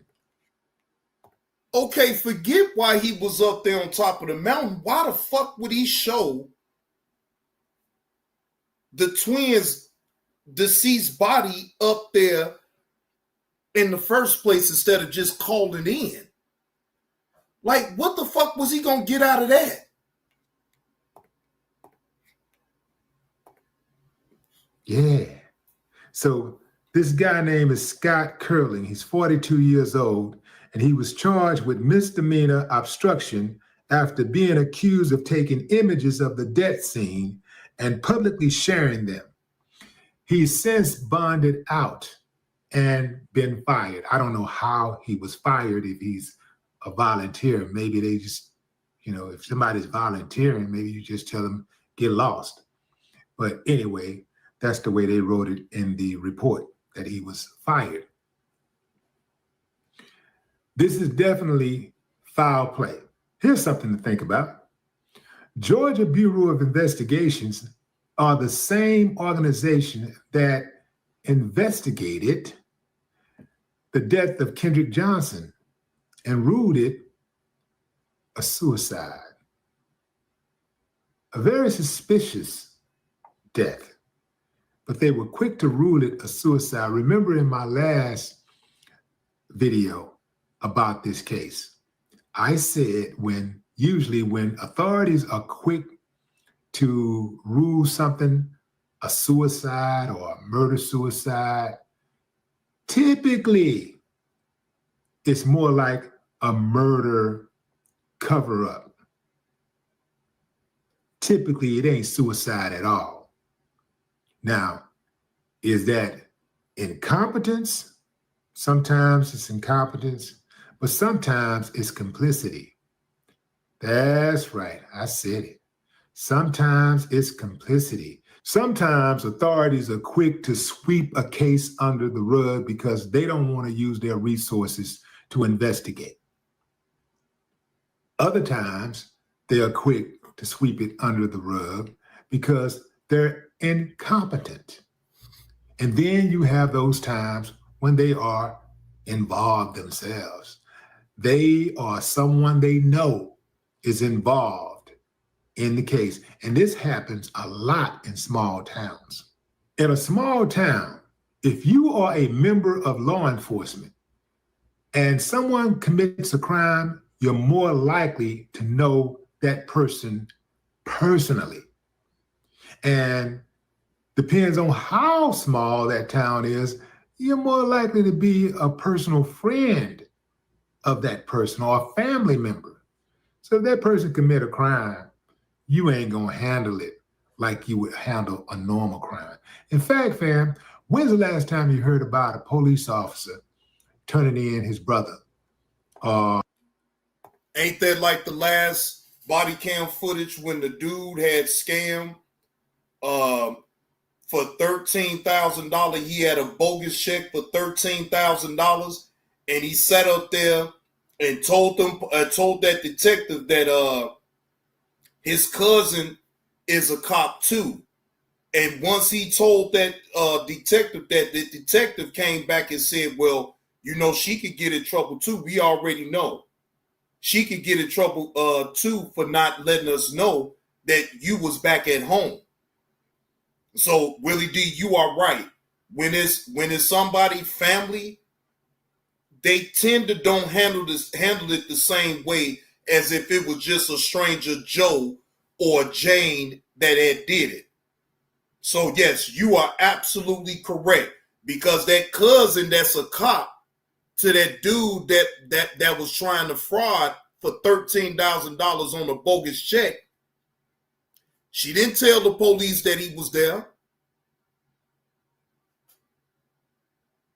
So behind all that shit, she could lose her fucking job.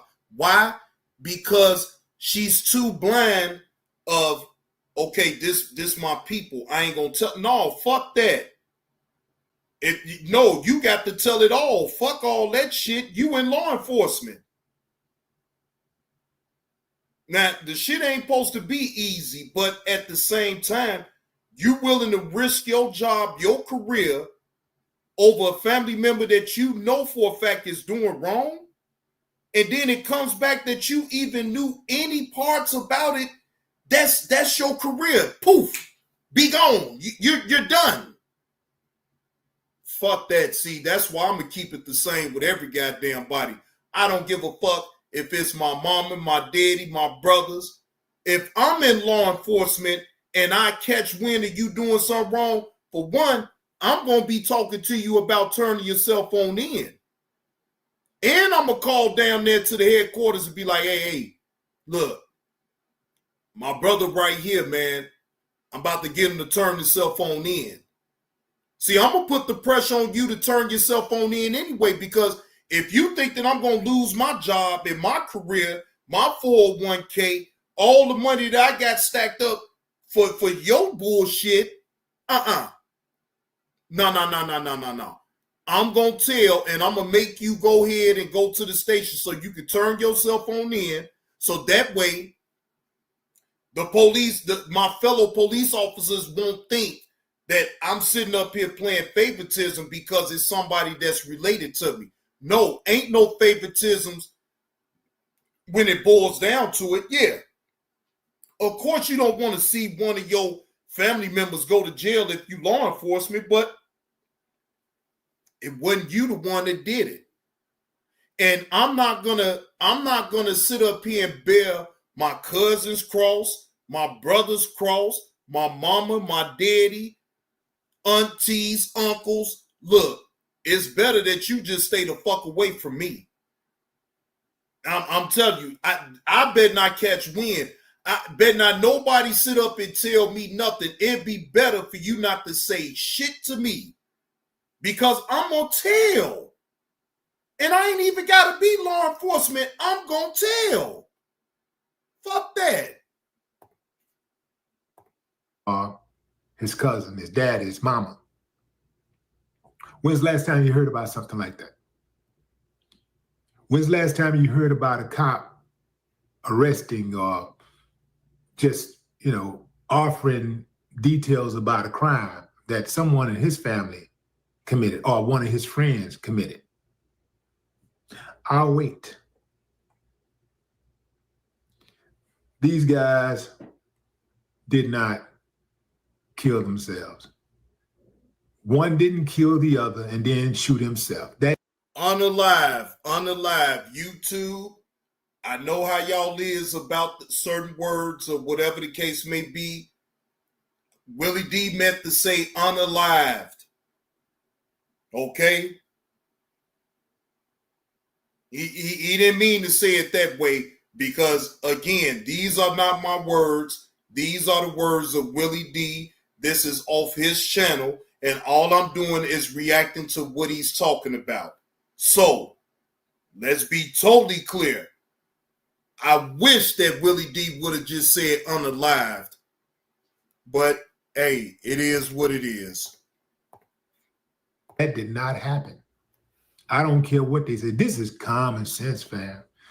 I ain't went to school one day to be an investigator, and I can tell this ain't no murder-suicide. I don't have to go to the scene. The family is too damn certain. The family knows the boys better than anybody, and because the family understand, they know the boy's character, and the family is saying it ain't murder, it ain't suicide. The detectives should put everything they got into solving the case, or look, at the very least, ruling out foul play. Like, rule it out, but give us some real facts. Investigate it for real, and give us some real, give the family, I'm saying us, give the family some real Okay, facts. Letitia, I got it. to show that you actually investigated and why it makes sense that it was indeed a murder-suicide. I suspect unless somebody rats somebody out, they're going to stick to that narrative. But what say you, fam? Drop a comment. Now, let's move on to what the family's response is.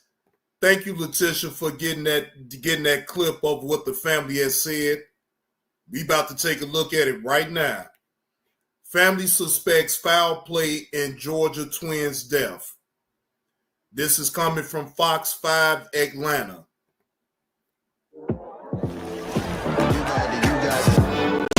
Let it rain on me like, Grieving family members suspect foul play in the death of a twin brother found shot to death in Towns County. Deputies in the Northeast Georgia County have asked the GBI to assist in the investigation. Towns County authorities say the preliminary investigation determined their deaths to be a murder-suicide. Fox 5's Deidre Dukes is live at GBI headquarters in DeKalb County. And Deidre, you spoke to the family of these teens. Yeah, I spoke to loved ones this afternoon, and they just say none of this makes sense. They said that the boys loved each other, that they would never hurt each other. Both suffered gunshot wounds. The family tell me they do suspect foul play in this case. Now, a hiker discovered the bodies of 19-year-old Kadira Malik Lewis and Nazir Rahim Lewis the morning of March 8th atop Bell Mountain in Towns County. Now, the sheriff's office called in the GBI to assist in the case. Authorities said a preliminary investigation revealed the deaths were murder-suicide, but at the same time, this investigation is ongoing. Now, family members tell us the teens were scheduled to fly to Boston the morning of March 7th to visit friends, but they missed their flight. They lived with their father and stepmother in Lawrenceville. Now, their stepmother was reportedly the last one to see the brothers at the residence the night of March 7th, and their bodies were discovered in Towns County early the next morning. Now, their airline tickets, authorities say, were still in their wallets when their bodies were discovered. And loved ones say the teens had never visited the area where they were found, some 2.5 hours away from Atlanta. They insist this was not a murder-suicide. I'm like, what? Like, it doesn't make sense. That doesn't make sense at all. Like, what are they doing way out in Hawaii, Georgia? And, like, shot to death on top of the mountain. How did it go from sleeping at 9 to in the mountains, being discovered Saturday? A lot of unanswered questions, and the family desperate for answers tonight. Anyone with information in this case that can help them solve much of this mystery asked to contact the GBI. That's the latest here at GBI headquarters in DeKalb County. Deidre Dukes, Fox 5 News. Yeah, just such a shocking and bizarre crime. Deidre, Damn. Yeah, you already know. Y'all already know that they not going to let this go. And they going to get to the bottom of it. So, allegedly, we should be looking at the stepmom. Allegedly. Because they just stated that the stepmom was the last to even see the twins. Now, hopefully, that the GBI actually get a hold to that stepmom and actually give her an interview to find out, what's really going on. Damn, man.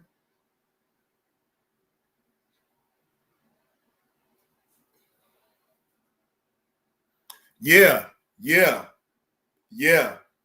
If the stepmother was the last to see them, then the stepmother should be up in the police station being interviewed. Boy, something just ain't right. Something ain't right about this, ladies and gentlemen. Now, I wanted to fill y'all in just in case if y'all don't know about this situation. And shout out to Carlos King. He actually posted this on his community wall. All right, so let's see. All right, so here it is. Feds charge Rolling 60s neighborhood Crip gang leader and 18 others with racketeering. Now, guess who name popped up in all of that, ladies and gentlemen?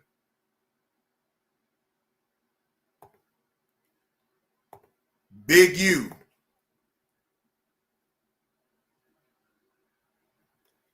Big U. Hold on. So that way, wait a minute, hold on.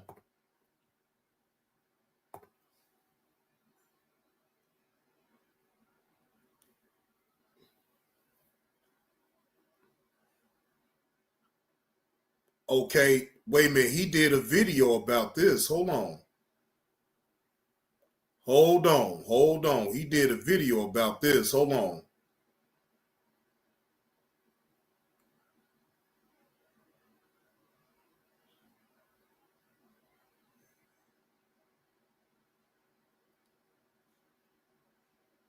All right. So before I even start this,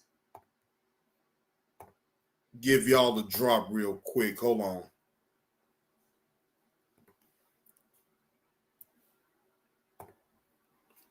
Before I play that video, a shout out to Carlos King for the footage, for the content that he got on this. Hold on.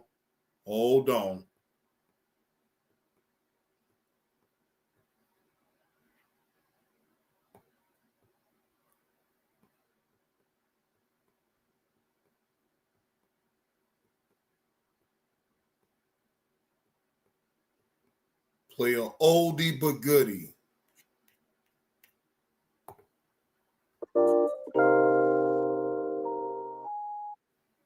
Years got his phone out after he got punked in our team meeting by the veteran. How you get? And then here, who the first nigga to talk? Got for Kwame. Huh? Years got his phone out. We got all these niggas up here. All these niggas up here, right? I just said after he got punked in the locker room, first nigga to jump out the window for him. Everybody shut the fuck up. Got his phone now. Who you texting? Kwame. Who got punked? When the man the veteran, you just said he a rookie, just like you said. No, he wasn't for 30 years. So Kwame, there ain't no problem yet. Kwame, there ain't no problem yet. No problem. It's cool. I said you got punked in the locker room. You got punked in the locker room. Phone now. Who you texting, boy? What a problem in the locker room. Who got punked in the locker room? Huh? Hey, Gil, who got punked in the locker room? Who got punked in the locker room? Huh? Who got punked in the locker room? Huh? I say, who got punked in the locker room? Yeah, Ears got his phone out. Who you texting, boy? Hey, Gil, who got punked in the locker room? There you go. See, he just said for the first time, word. Who got punked? Ears, stop. Okay. Let me go ahead and stop. Let me go ahead and stop. He just said for the first time, word. Who got punked? Ears got his phone out. Who you texting, boy? Let me go ahead and stop. Let me go ahead and stop. So, Kwame, is this where you gonna hit me with the questions? You gonna hit me right now with the questions? Not yet? Cause right here, Ears interrupted on accident. He didn't know. He didn't know if you was ready to say something. He didn't know if you was hiding under the bed yet. We can't see you. We don't know what you're doing. So Ears is taking lead. Nothing. He interrupted. Nothing. We cool, right? We cool. Okay. We cool. We cool, everybody. Hold on. And he said, my bad. He got his phone out. Who you texting, boy? Right there. I heard your question. I heard it. We all heard it clear. Who got punked in the locker room? Who got punked? I heard it. I heard it. We all heard it, right? He said it. Who got punked in the locker room? We good. We good. You asked your question. We good. Who got punked? I heard it. I noted it. Now we got punked in the locker room. Now let's go. Hold on. I came in my third year. Right. I think you're right about that. Hold in state my first time. See. Kwame, did you see what you just did? Oh yeah, you easy to be, boy. You see what you just did? You agreed with me to shut me the fuck up so you can ask your question. Let me say it again. You just agreed with me to shut me up. You right, Gil. Who got punked in the locker room? See, you did the same thing. Ears is being accused of. Ears got his phone out. Who you texting, boy? You didn't catch that. I caught it, bitch. You agreed with me to shut me up real quick so you can ask your question. Same thing Ears did. We got your ass on video agreeing. Ears got his phone out. Who you texting with a man like me? Who got punked? got bumped in the locker room, bitch. Ears got his phone out. Who are you texting, boy? Yeah, I agree. Yeah, you right. Damn. You agreed with me that you got bumped in the locker room. Ain't that a bitch? Who got bumped in the locker room? So now, what the problem is why do I need to push play if you already agreed you got bumped in the locker room? Not the upper room, but the locker room. So who got bumped in the locker room? This bitch is stuck on repeat. Hey, Ears, it's not your fault. Keep glitching. It's YouTube. Fucking this shit up. Yeah, Ears, it was your fault. It was your fault because you know why it was your fault? You disagreed with the bus. And you was with Gilbert Arenas. Hell yeah, it was all your goddamn fault, Tears. Teeth to the street, whatever the hell you want to call him. Shower shitter, hey, Roach King, whatever the hell you want to call him. It was your fault, Ears. You should have never agreed with the bus. Now look at you, outside looking in. The fuck? You should have just shut your goddamn mouth. You ain't never been played. You ain't never been in no NBA locker room. You don't know what the fuck you talking about.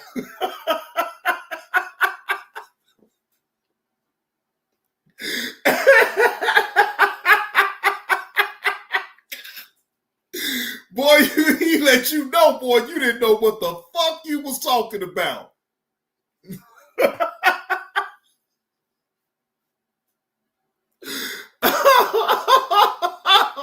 Yeah, it was your fault, goddammit. It was your fault, Ears. Yeah, it was your fault. Ears, you don't know what the fuck you talking about. All this shit started because Kwame told you, Ears, you don't know what the fuck you talking about. Ain't nobody asked you to agree with no goddamn Gilbert Arenas. You set yourself up for that one. Oh, agree with Gilbert Arenas. You know you ain't supposed to be agreeing with nobody but the bus. You supposed to agree with everything the bus says. Remember now, use a Kwame Brown support channel, or used to be. But anyway, let's get into this right here. Woo! That was the number one banger, wasn't it, y'all? Everybody who got pumped in the locker room. All because Ears had to agree. All right. So Feds bus rolling 60 Crips. Now, this content is coming from Carlos King. Yeah, keep the change. He most definitely forgot his position. He's supposed to have just shut his goddamn mouth and just get the content. But no, he got to agree. He want to side with Gilbert Arenas. Shit, don't make me play that other goddamn dropper when Kwame was telling Ears, you don't know what the fuck you talking about when it comes to this NBA shit. You ain't never played in no damn NBA. How the hell you gonna keep agreeing? You gonna just agree with Gilbert Arenas? Oh, well, Gilbert Arenas is right. Yeah. Shit. He's still gonna keep forgetting this damn position because he think he above the program. And when you above the program, shit, it's time for you to go. He gave your walking papers. You are no longer a Kwame Brown support channel. Yeah, right. He still is. I don't give a fuck what nobody say. That motherfucker still in support of Kwame Brown, and Kwame Brown is in support of Teeth to the Streets. You can't get me to believe Etchwise, because as much shit as they talk, fuck all of that. No, he's still in cahoots with the old bus. He just can't play his position a certain way now because he played himself. You should have never went against the bus. Once you went against the bus, all bets was off right then and there. If you really was a Kwame Brown support channel, Ain't no way in hell you were supposed to have agreed with no damn Gilbert Arenas. I'm sorry. Especially if you all in with the bus, you all in with him. You ain't supposed to agree with no damn Gilbert Arenas. That's his arch enemy. If you'd have just shut up, you wouldn't even, you'd still be over there. You know, you would be kicking it and all that shit with the bus. You would be all up in the chat, all that shit. Think about it, ladies and gentlemen. The minute that he went against Kwame Brown and he agreed with Gilbert Arenas, then here comes damn D. And he milked the fuck up out of him. So, hey, it is what it is. Hey, that's on him. But anyway, shout out to Carlos King for this content right here. Let's get into it. Fair use, fair use. This is for entertainment purposes only and to shed light about the feds busting up the Rolling 60 Crip gang. By criminal street gangs and organized crime. These organizations cause a tremendous amount of harm in our communities. And today's arrests are part of our office's efforts. FBI. Hey, Miss 2216, how you doing?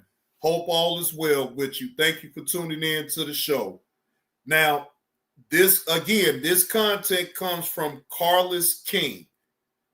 He already had made a community post about it, and he did say that he was going to bring the video to back up what he was talking about on his community wall. So we listening to that right now.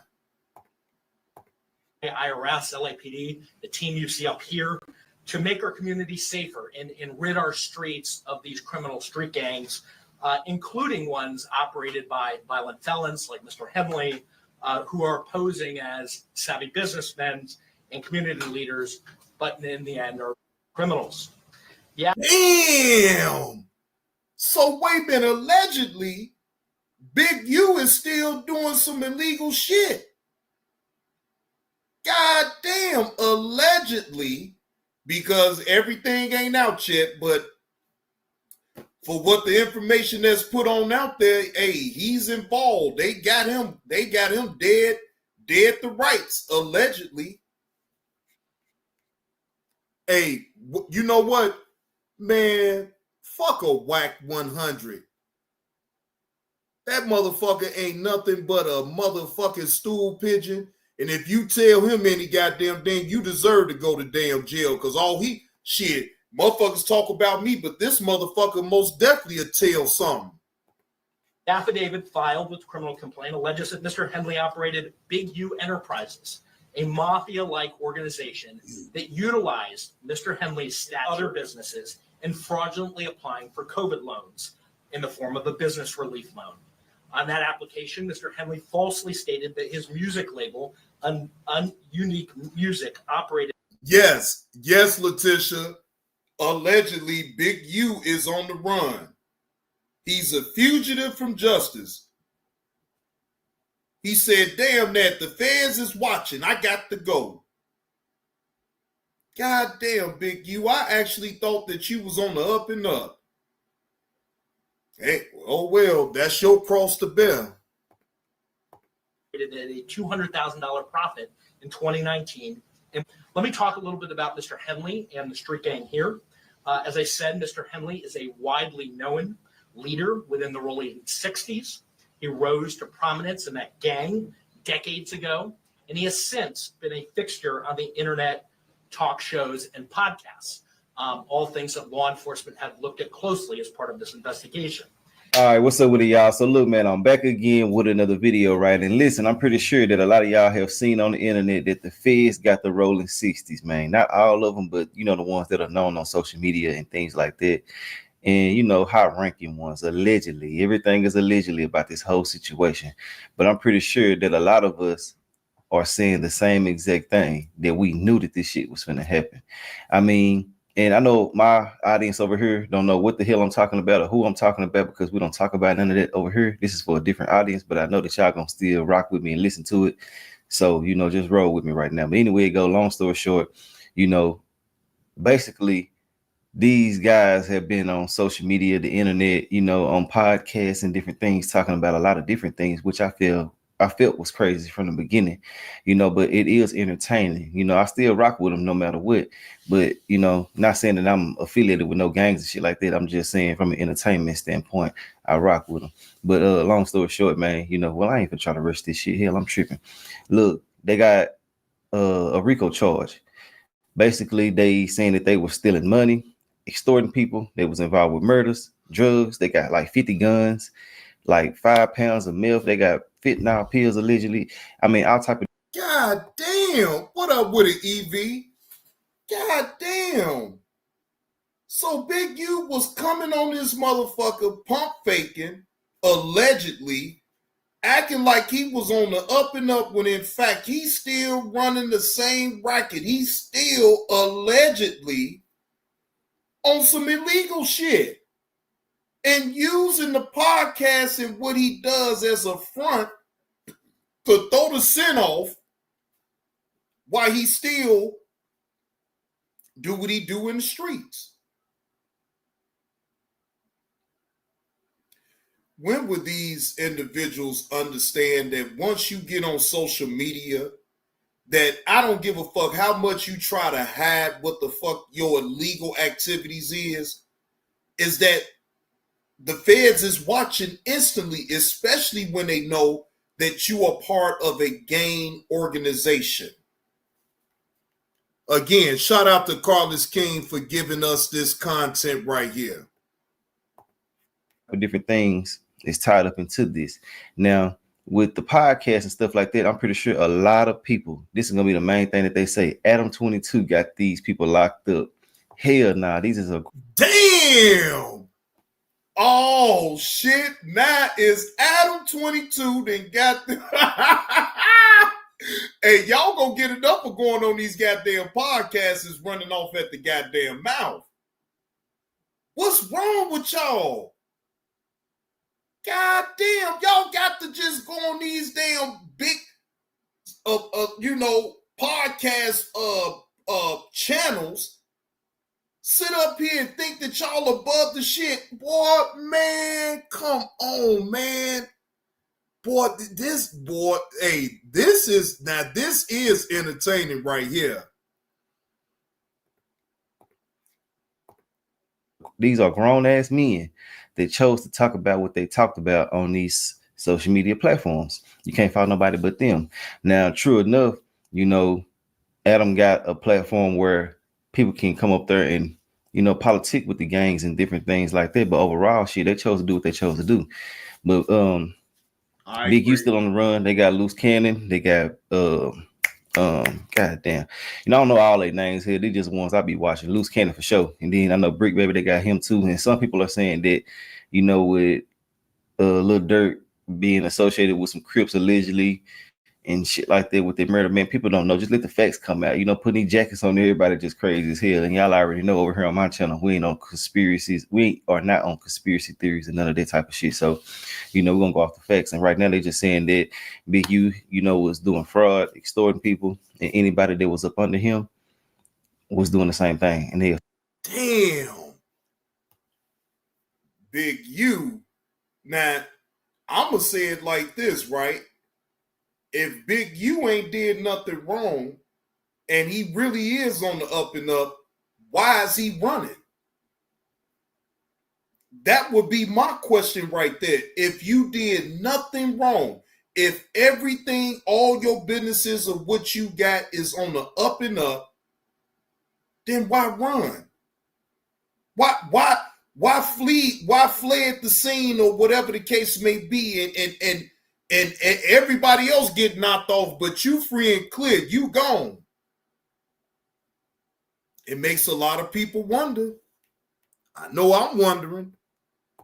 Affiliated with all of this type of shit. So, you know, ultimately with these type of charges and with these type of, you know, drugs and weapons and stuff like that associated with them, somebody finna get some time for sure. You know, unless they do some goddamn tilling. And when the feds get involved, they already know the answers to whatever that they ask. They already got the answers. They not coming half-cocked. The feds never do.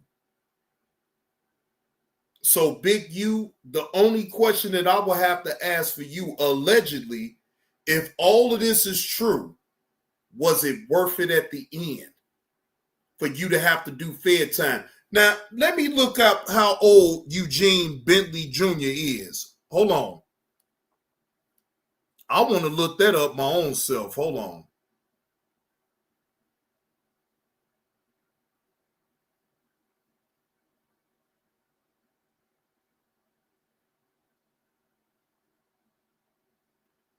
Hold on.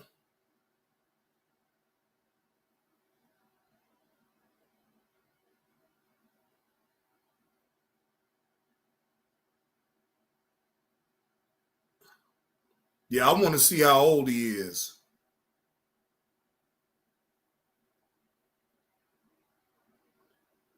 Because I know he got to be like in his 50s, like in his early 50s or something.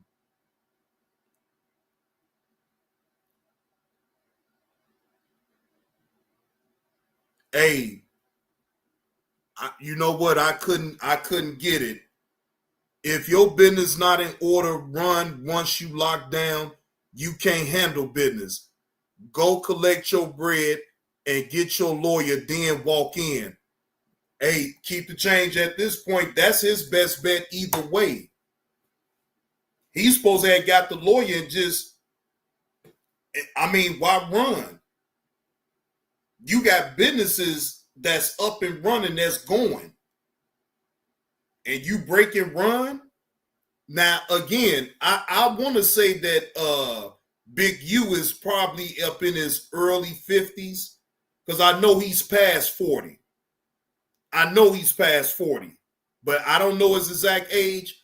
But at this age, you looking at federal time in your early 50s for racketeering. Man, hell no, the lawyer can't collect no street money for him. Not period. Keep the change.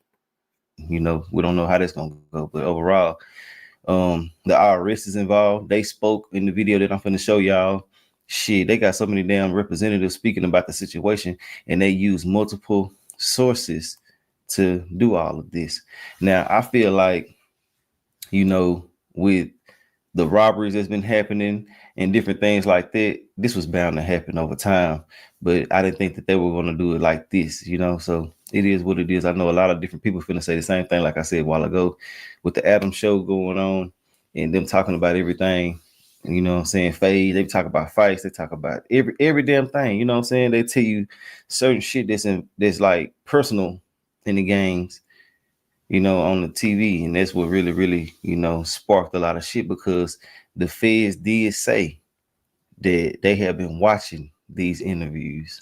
They have been watching these podcasts. They have been watching everything on social media. And I felt like that, you know, with them saying that, lets you know that they finna use all of this shit in the courtroom. Every single detail from these podcasts, they're gonna break these hoes down till they can't. God damn. Mental note, even though I already know this for my own self, right? Man, I'm not talking about no illegal shit. I don't give a fuck if it was 20 years ago, 30 years ago. I'm not going to sit up on no podcast and be talking about shit that I used to do or was involved with. What I done in the past, it's in the past. None of you lousy motherfuckers will ever get that type of story up out of me. Now, that is actually telling on your own self, not only just telling on yourself, you telling on everybody that was involved. Hey, Trilly, how you doing? This is crazy work right here. And break it down no more till it's minute. And you know, like they say, what you do say will be held against you in the court of law.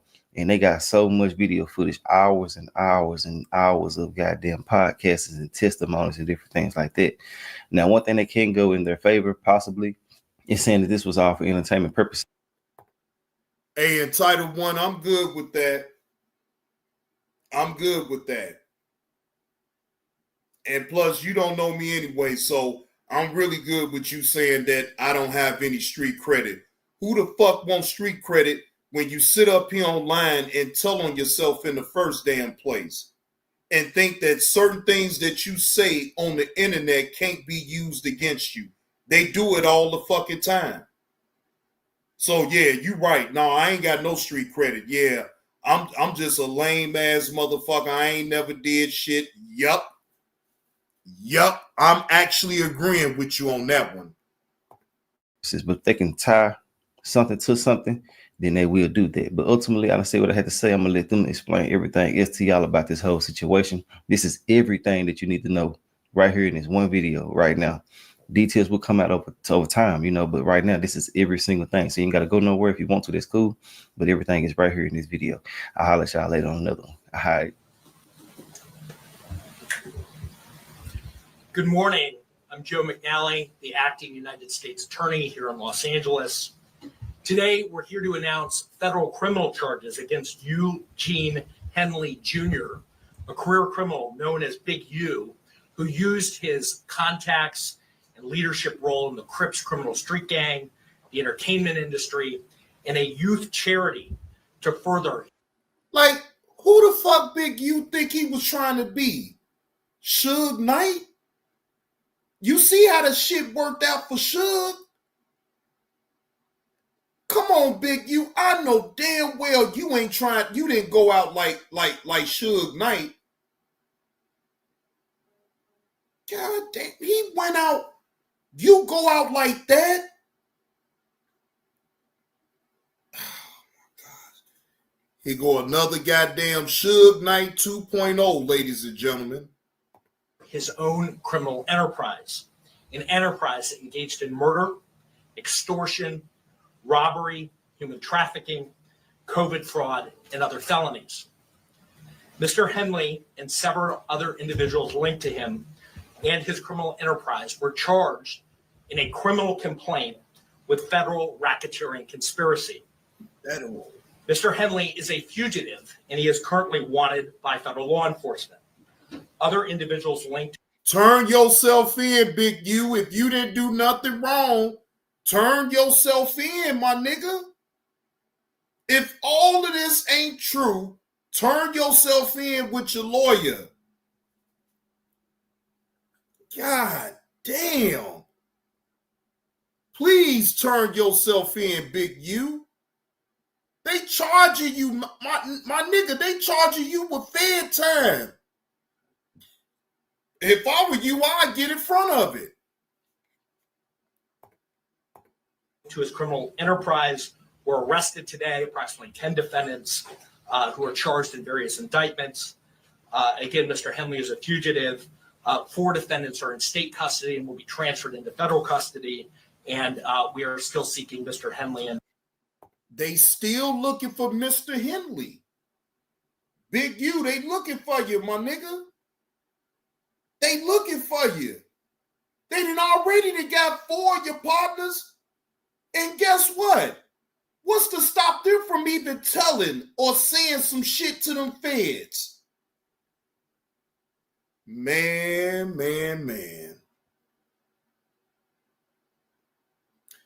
Big U, if I were you, Big U, I would be turning myself in with a lawyer. Because the more you run, the more it's going to get worse for you. Melly say, Whack 100 going to drop that location. Hell yeah, he going to, man, look, he dropped dimes. Look, shit, I know I be talking shit, but Whack 100, boy, he got proof behind when he trick off on a motherfucker. This motherfucker, boy, he don't care who it is. He going to tell something. And another fugitive. The Department of Justice's top priority is eliminating violent crime caused by criminal street gangs and organized crime. These organizations cause a tremendous amount of harm in our communities. And today's arrests are part of our office's efforts, FBI, IRS, LAPD, the team you see up here, to make our community safer and rid our streets of these criminal street gangs including ones operated by violent felons like Mr. Henley, who are posing as savvy businessmen. Damn, he said he is a poser. God damn, Big U, you got these fed, you got the prosecutor saying that you is a poser. God damn. I know if you looking, and I ain't saying you looking at my damn live stream, but I'm sure that you're looking at what's going on. Bro, you probably, it'd be best for you to turn yourself in to get ahead of this. Man, Letitia, he better turn himself the fuck in. Hell yeah, the IRS is involved. Oh, they gonna get him. He might as well just turn himself in. I bet they pinned Nipsey on him too. Hey, Melly, ain't no surprise, man. They just started. They ain't even shot all they bullets out yet. Oh, they still got some bullets in the chamber. Boy, Big U, boy, look, it looked like once they get a hold to you, allegedly, you probably gonna end up dying up in Fed's joint. Cause I don't see you getting out no time soon once they get a hold to you. Yeah, you gone. And community leaders, but in the end are violent criminals. The affidavit filed with the criminal complaint alleges that Mr. Henley operated Big U Enterprises, a mafia-like organization that utilized Mr. Henley's stature and long-standing association with the Crips criminal street gang and other gangs here in Los Angeles to intimidate businesses. Now, Letitia say, JB, I believe that's where those two dudes that were arrested for the FTW rapper and daughter were headed. Damn.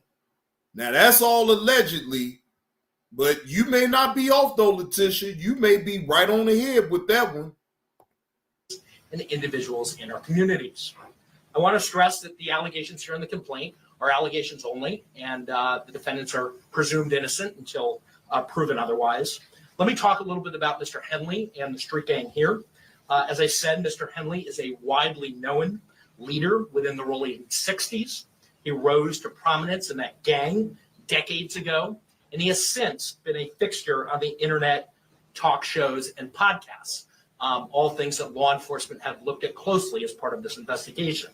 He has maintained the image of an entertainment industry entrepreneur running a music label and of somebody who gives back to the community here in Los Angeles, funding a South LA-based charity, Developing Options, which purports to help at-youth risk escape gang life and escape the perils of gangs in high-crime areas. The facts. So, ain't that some hypocritical shit though, ladies and gentlemen? If he's doing all this, but he's still a rolling 60 Crip, then you know better than, like, bro, what?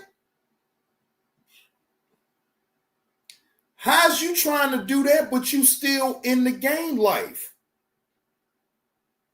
Like, I can see, okay, fine. You used to be a part of the gang life. And you trying to help these youngins not fall into the same trap that you did. Okay, fine.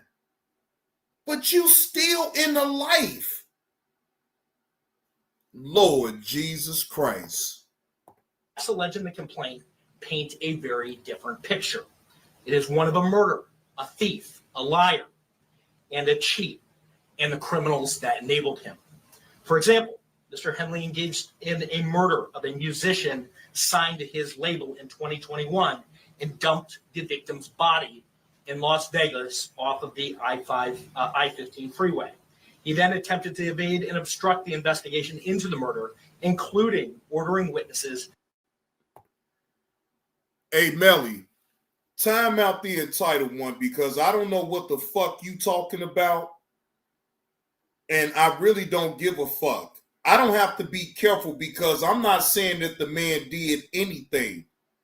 I'm also saying allegedly. I'm not jumping out the window to say that this man did a fucking thing. Okay? Just time him out. Don't block him. Talking about some Blaze just don't get it. No, you the fuck don't get it. Time him out for 5 minutes and then let him come back. Look, we going off of what the evidence is. Now, even this man then said that he's not accusing, and these are all accusations, right? So if I'm not accusing him, then don't come up in here telling me what I need to be. I don't get it and this and that. I don't give a fuck. This motherfucker still want to be at the age that he is now, over 50 years old, still claiming rolling 60 crip. He using his business allegedly for a front to still do illegal shit.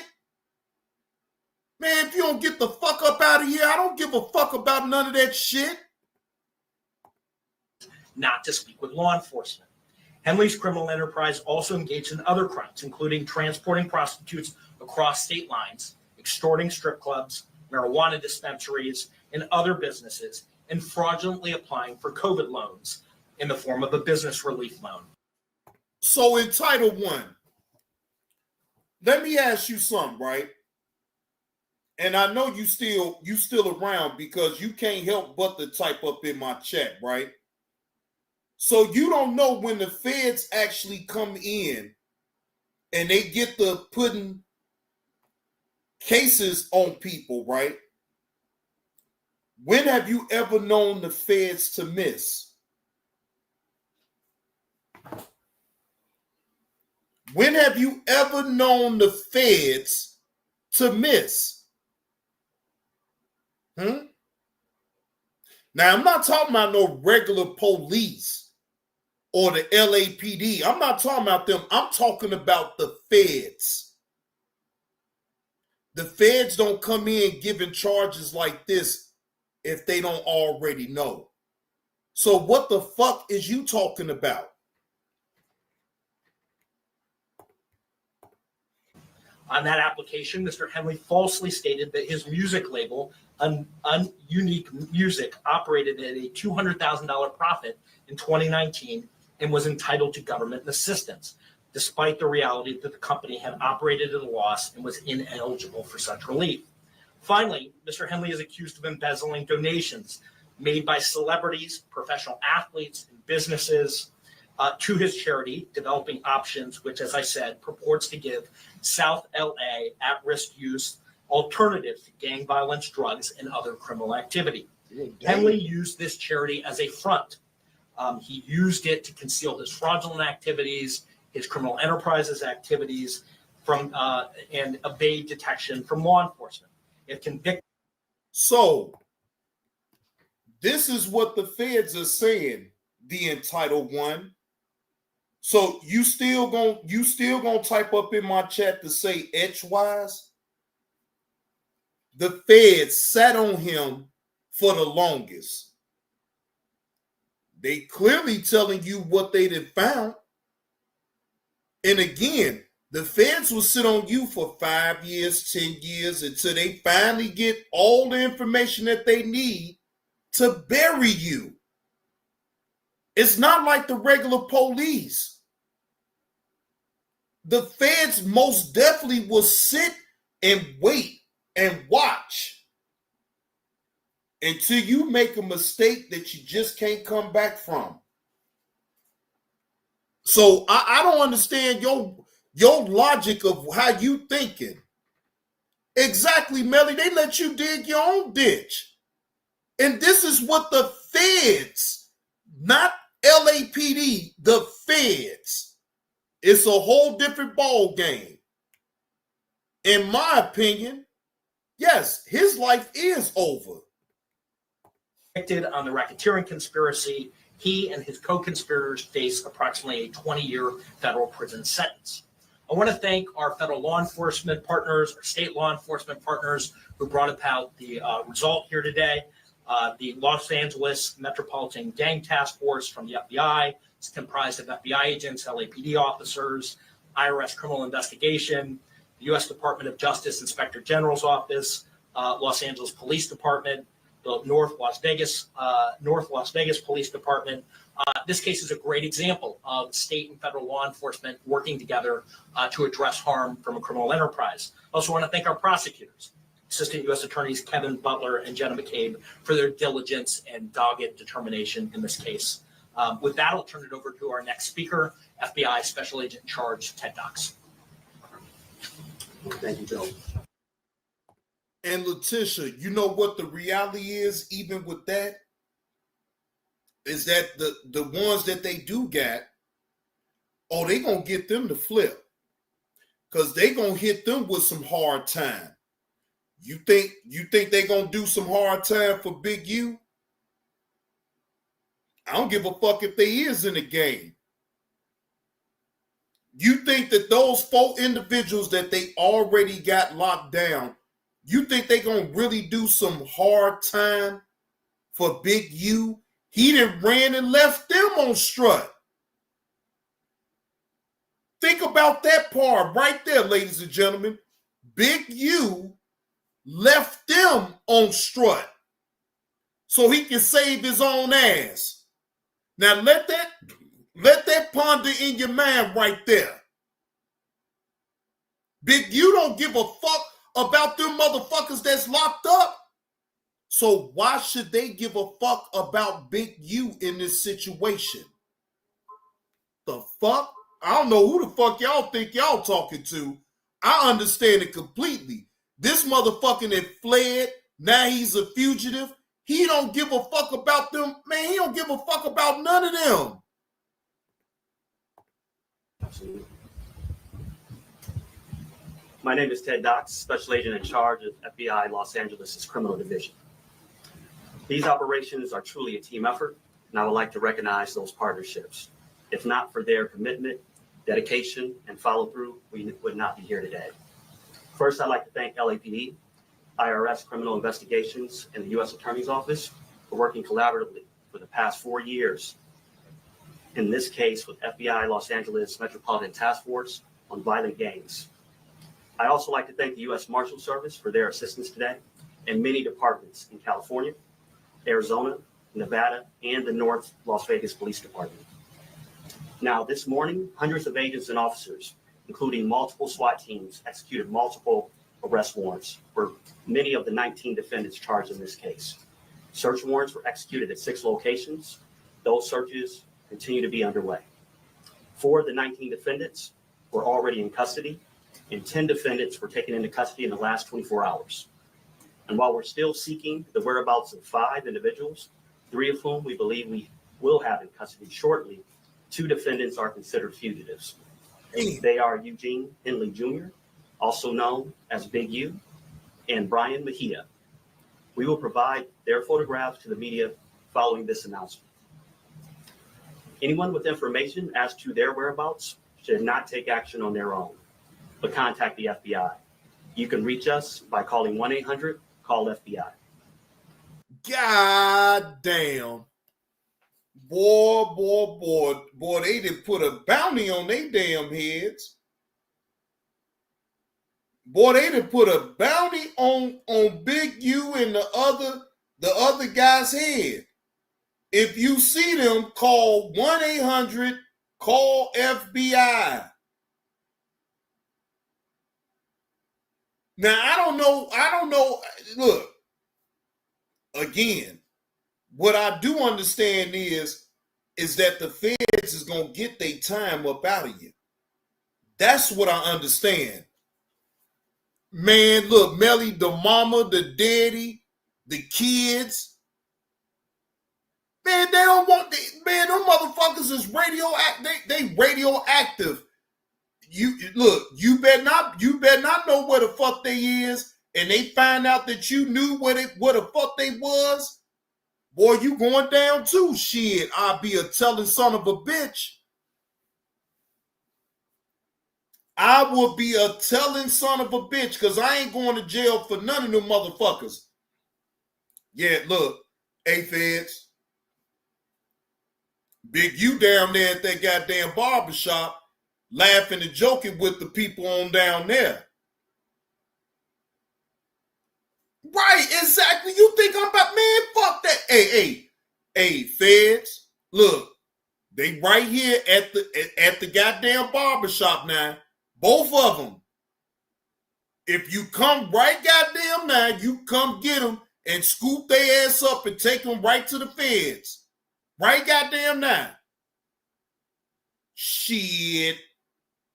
I bet you fucking lying.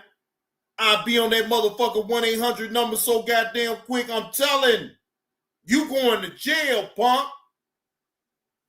Fuck out of here. I ain't about to sit up here and take no motherfucking aiding and abetting, no motherfucking criminal with some Fed charges on them. No. He right here. And I will have a smile on my face when I'm telling. Shit, I'm telling like a motherfucker. Hey, look, he right here on Crenshaw and 23rd Street. He right here in the goddamn mall. Come get him now, because they talking about leaving. Y'all better hurry up, because then after then, I ain't gonna know where the fuck they is. But they right here at the goddamn barbershop right now. Shit, I'm telling just as sure as my motherfucking name is John Lee Goodwill. I'm telling. During this investigation, we recovered 49 weapons, 5 pounds of methamphetamines, 10,000 fentanyl pills, and large amounts of cash. The Rolling 16 Crips have been around for decades, and by some estimates, are among the largest gangs in the country, with factions in multiple states. Mr. Henley has been a known member of the Rolling 60s Crips since the 1980s, where he established his reputation. I know Uncle L. Keep the Change took that off the goddamn menu, though. I don't know why she take that up off the damn menu, but she had her reasons. But yeah, Keep the Change had that shit.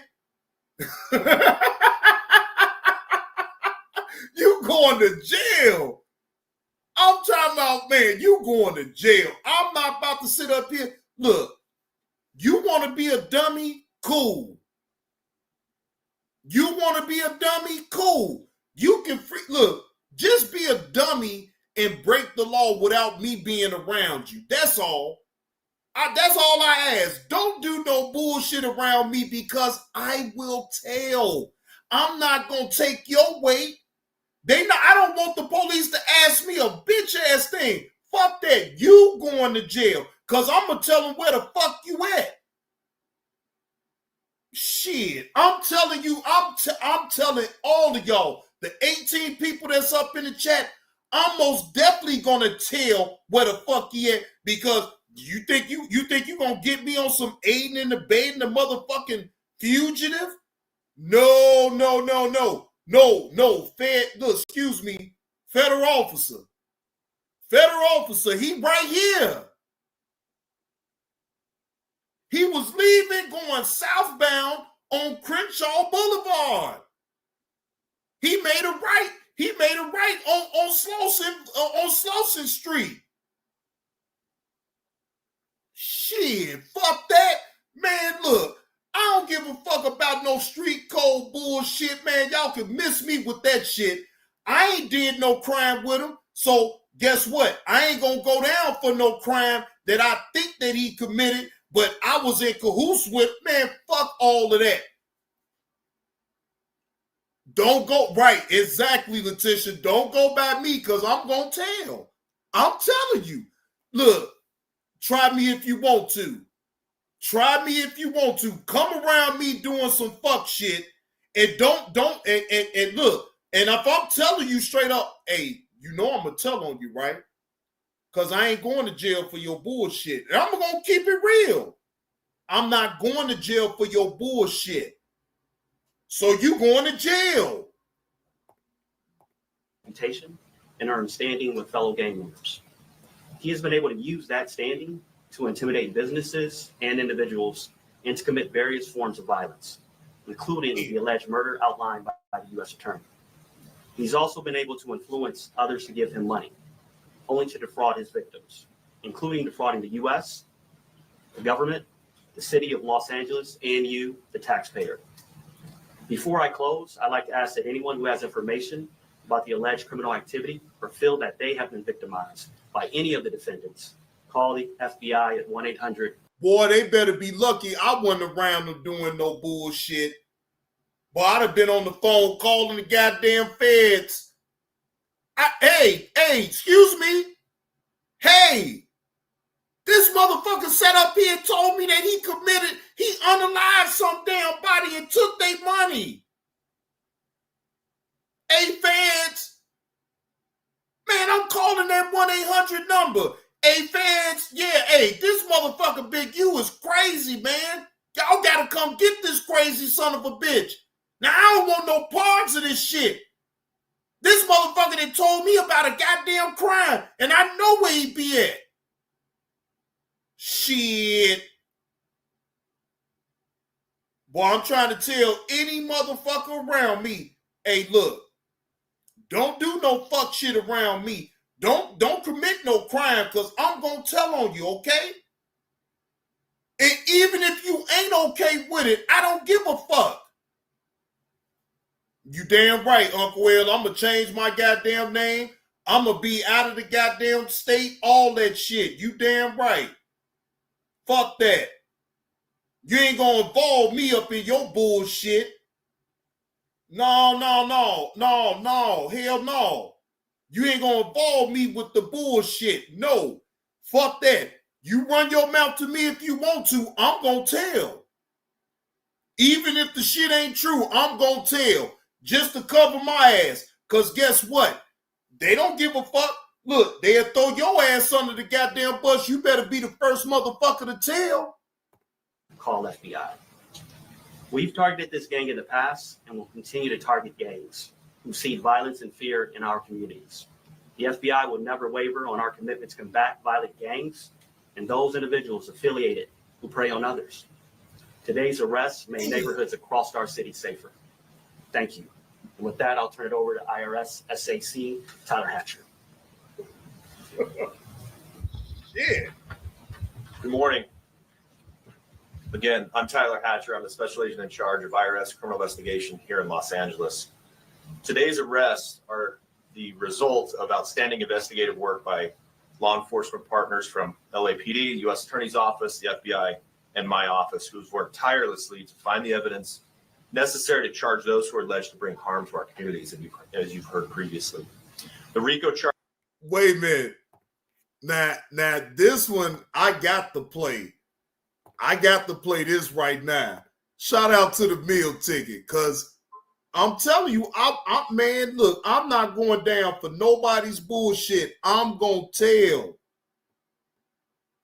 Shit. Damn that. Don't do no fuck shit around me, because I will tell. So don't get mad. Don't be all angry at me if I tell you right off the riff that I'm going to tell something. Shit, I'm going to tell. You can bet your ass I'm going to tell. I'm not holding no punches for nobody. Everybody in life bears their own cross in life. I'm not going down for nobody else's shit. And if you try to come around me with all that bullshit, no, I'm going to tell. No. Shout out to the meal ticket for actually catching me saying that I will tell. Shit, fuck that. Y'all better believe what I say. Look, y'all may think I'm bullshitting, but I bet I ain't bullshitting. I'm going to tell something. Fuck that. Don't come around me with that dumb shit and then you expect me to shut my goddamn mouth and be quiet and got to get questioned by the motherfucking feds and shit. Man, fuck all of that. I'm going to leave myself from all of that shit. No, fuck that. Hell no. No, baby. I'm telling. And again, shout out to the meal ticket. I'm the public figure killer, nigga. Shot-town coming to ATL, bitch ass nigga. Motherfucker, I want my money back. The fuck is y'all talking about? Y'all ain't got nothing to do with this. If I'm in my feelings, I'm in my motherfucking feelings. Who did you give those 4 pairs of shoes to? Yeah, any one of you bitches come on my motherfucking YouTube page and start that bullshit with me. I'm telling you, I'm telling. Leave me the fuck alone with all that negative shit. Yeah, I'm on camera telling you I'm gonna take your punk ass down. I'm gonna see you soon. And I mean every motherfucking word I say. You not gonna do me in any type of way, motherfucker. Shot-town coming to ATL, bitch ass nigga. Who in the fuck did you give them 4 pairs of shoes that I spent my hard-earned money on to support what you had going on in Brunswick, sir? And if you can't tell me where the fuck you gave them shoes from, sir, I want my money back, bitch. Yeah, I want my money back. I spent $230 to scheme or trying to plot because it's all gonna get foiled with me because I'm gonna tell something. That's why that motherfucker gave me my damn money back. End of story. The fuck I look like. IRS criminal investigation here in Los Angeles. Today's arrests are the result of outstanding investigative work by law enforcement partners from LAPD, U.S. Attorney's Office, the FBI, and my office, who's worked tirelessly to find the evidence necessary to charge those who are alleged to bring harm to our communities, as you've heard previously.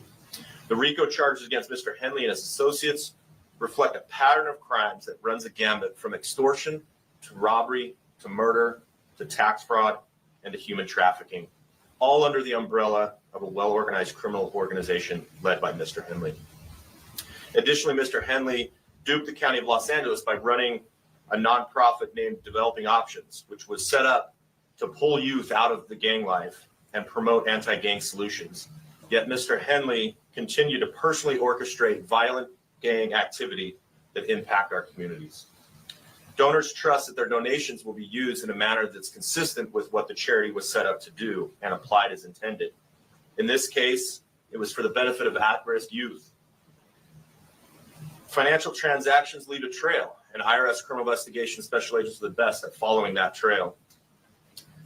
The trails led to allegedly lead to Mr. Henley's personal bank account, and the money trail doesn't lie. Hey, Deja Vu, look, I understand on YouTube that a lot of motherfuckers say things that don't follow through. Deja Vu, I was gonna most definitely follow through on that. I don't blatantly lie about trying to get, because I made my intentions clear when I first got on here. I'm here to entertain, inform, and to make monetary income off the content that I provide. I don't know how clear I can be about that. Didn't say that I was going to scam nobody or scheme to get monetary income. No, I don't have to do that. I kept it right on that, point blank period. And guess what? Y'all gonna call me out if I had stepped outside of what I said. Trust and believe. Y'all would have called me out like, hey, Johnny Blaze, you full of shit. You full of shit. No, I ain't full of shit. These motherfuckers that's sitting up here scamming and all that other shit is full of shit. No, I wasn't playing at all. I'm glad that he went on and paid me back that bread, because guess what? He would have been in the motherfucking RICO charge too. Shit, the fuck you talking about? I ain't about to let no motherfucker get over on me. Look, I'm from the city of Chicago. I'm used to being around snakes and underhanded motherfuckers. cutthroat motherfuckers. I'm used to that.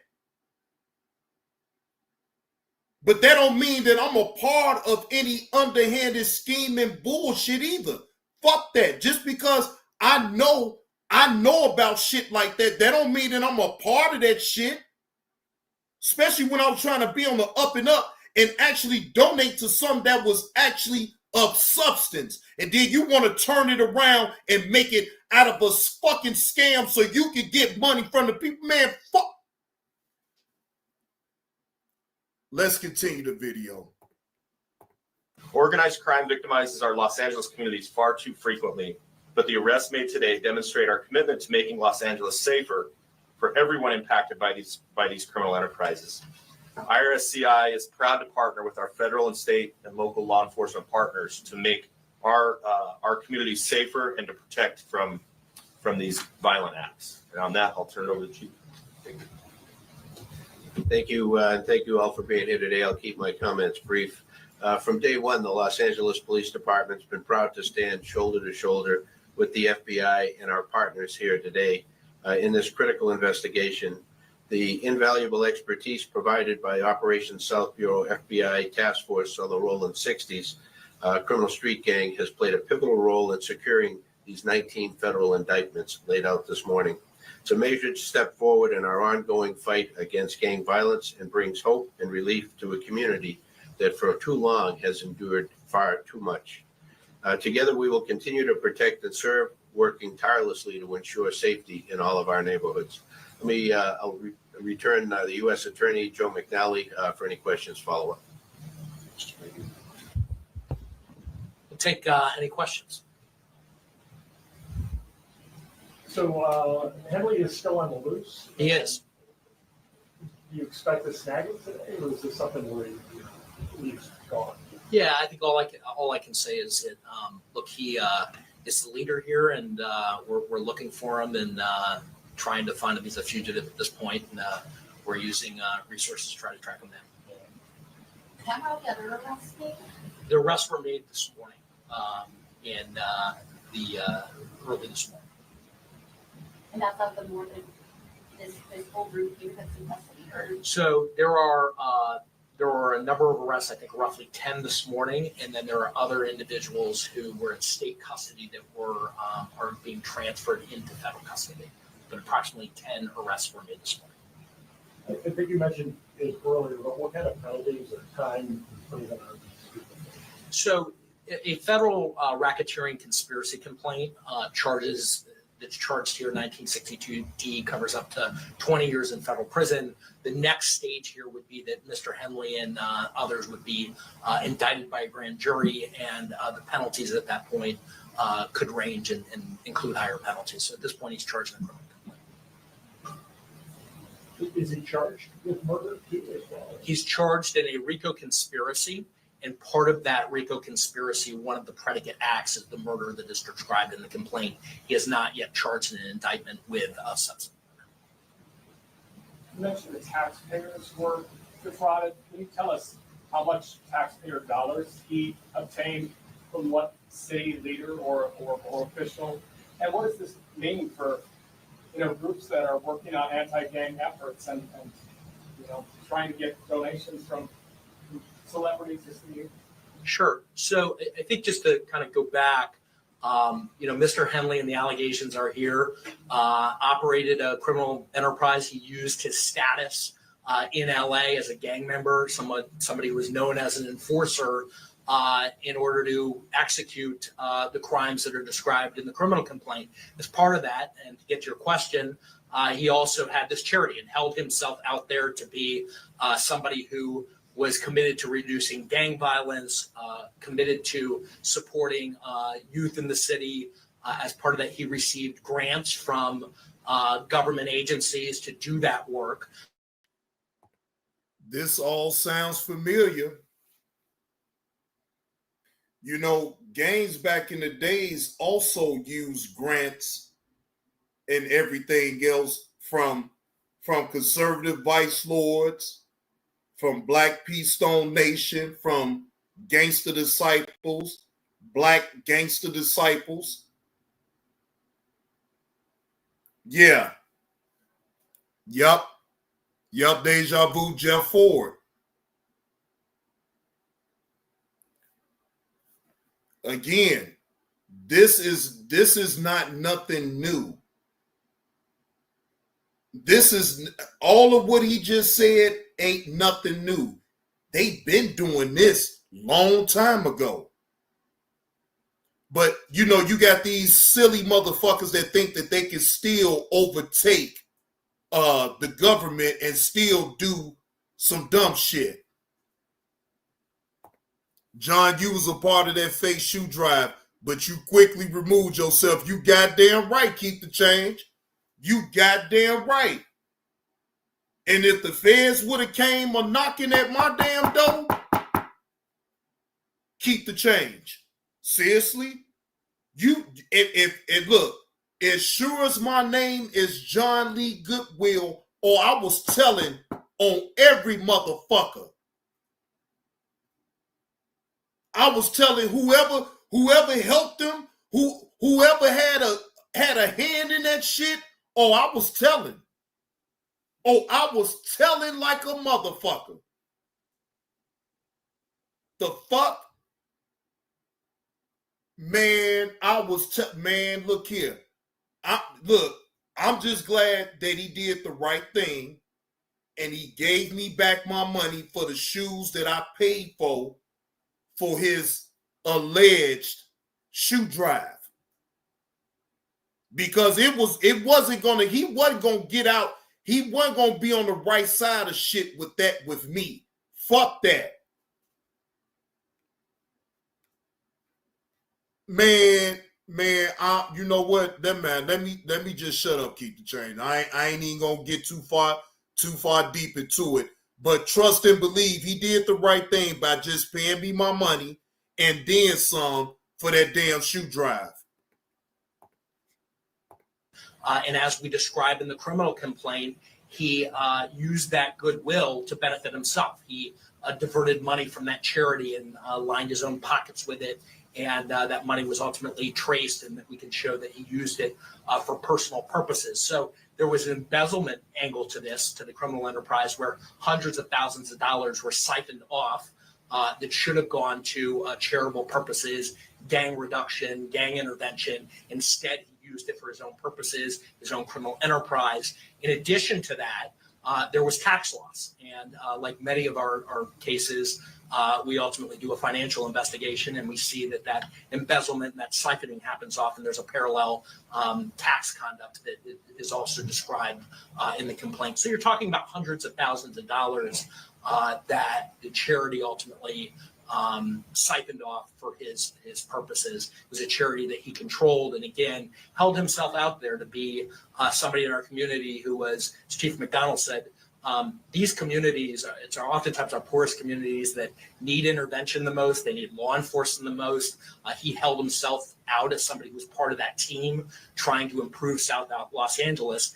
And the facts in the indictment and the wiretap calls that we intercepted as part of the investigation that are described in the complaint, not the indictment, the complaint, describe that contradiction.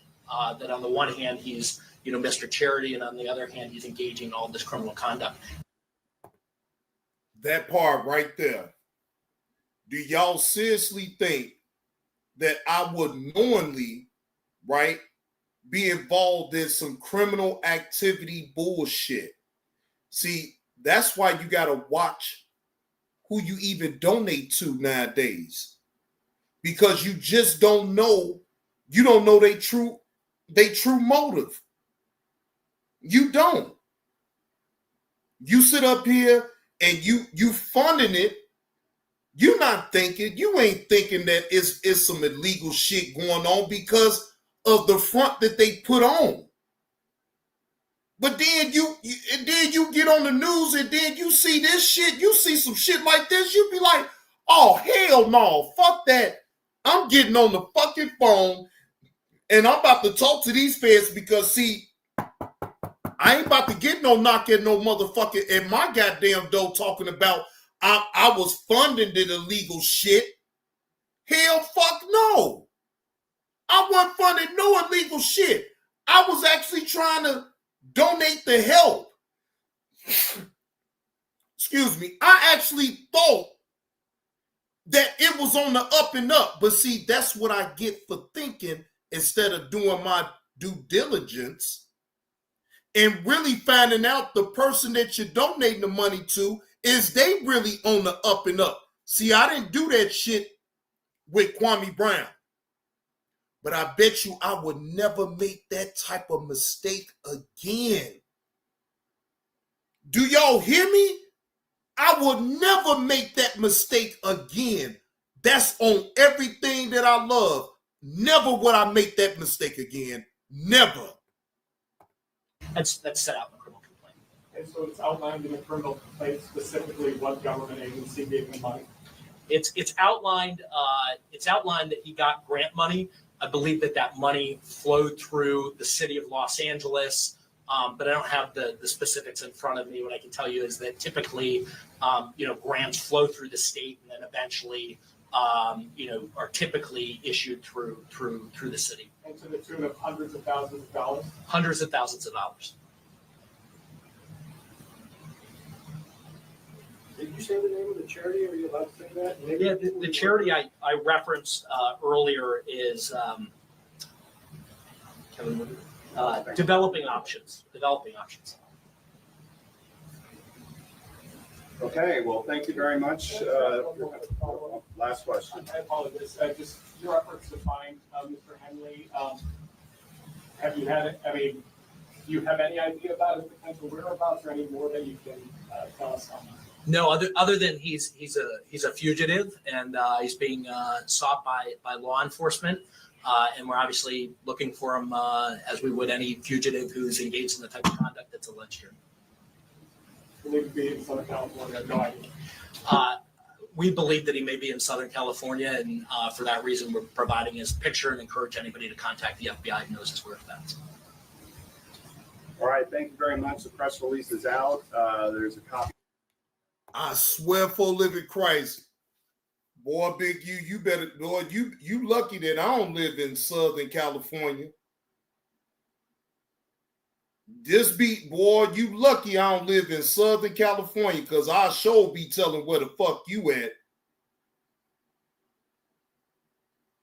Yeah, hey, officer, he right here at this soul food joint, sitting up here laughing with these chicks right now. If you come right now, he just in the middle of his meal. Y'all come right now and get him. Oh, but they gonna find out if he is. Melly, you best believe they gonna find out if he up in Mexico.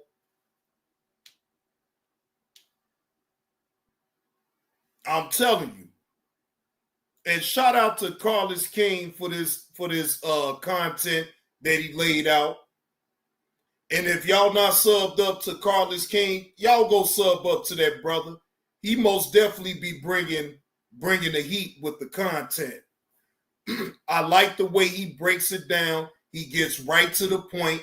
He don't do all that filibustering, and he let the facts, he let the facts speak for itself instead of giving misinformation. You can't get no misinformation from this. You can't get no misinformation from this at all. So Big you on the chopping block, my nigga. Hopefully you do the right thing and just get up with your lawyer and turn yourself on in. Because the longer you stay a fugitive, the worse it gets. It gets worse for you. You about to do some fair time at the age that you is now. Now, I don't know how old you are, but I know you got to be in your 50s. I know you got to be in your 50s. So let's just go over the scenario that if they finally get a hold to him, just think about the time that he's looking at. You probably gonna end up dying in prison, my nigga. You gonna end up dying in prison over some internet shit. over some internet shit, y'all. Over some internet shit. Because he thought he was above the program. No one is above the program. No one. Anybody can get caught. Up. Miss 2216 with the 499. Be nice, John. I am being nice, Miss 2216. I am being nice, but can I be real?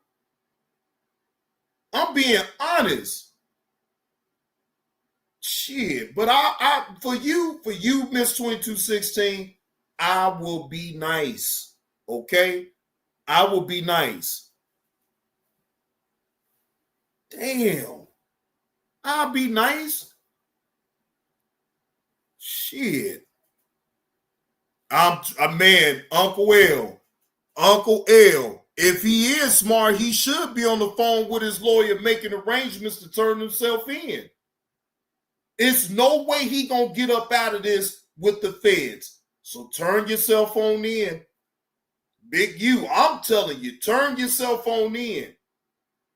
You'd have been to jail before. You know how this shit works. Come on, man.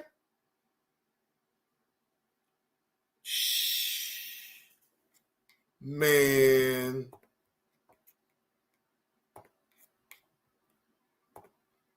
Now I got to play this. Now I got to play this drop right here.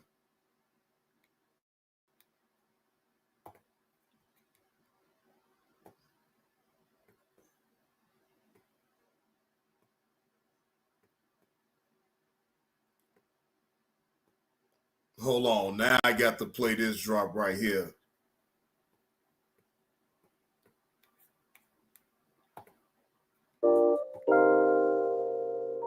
Shout out to Andreo D. Campbell.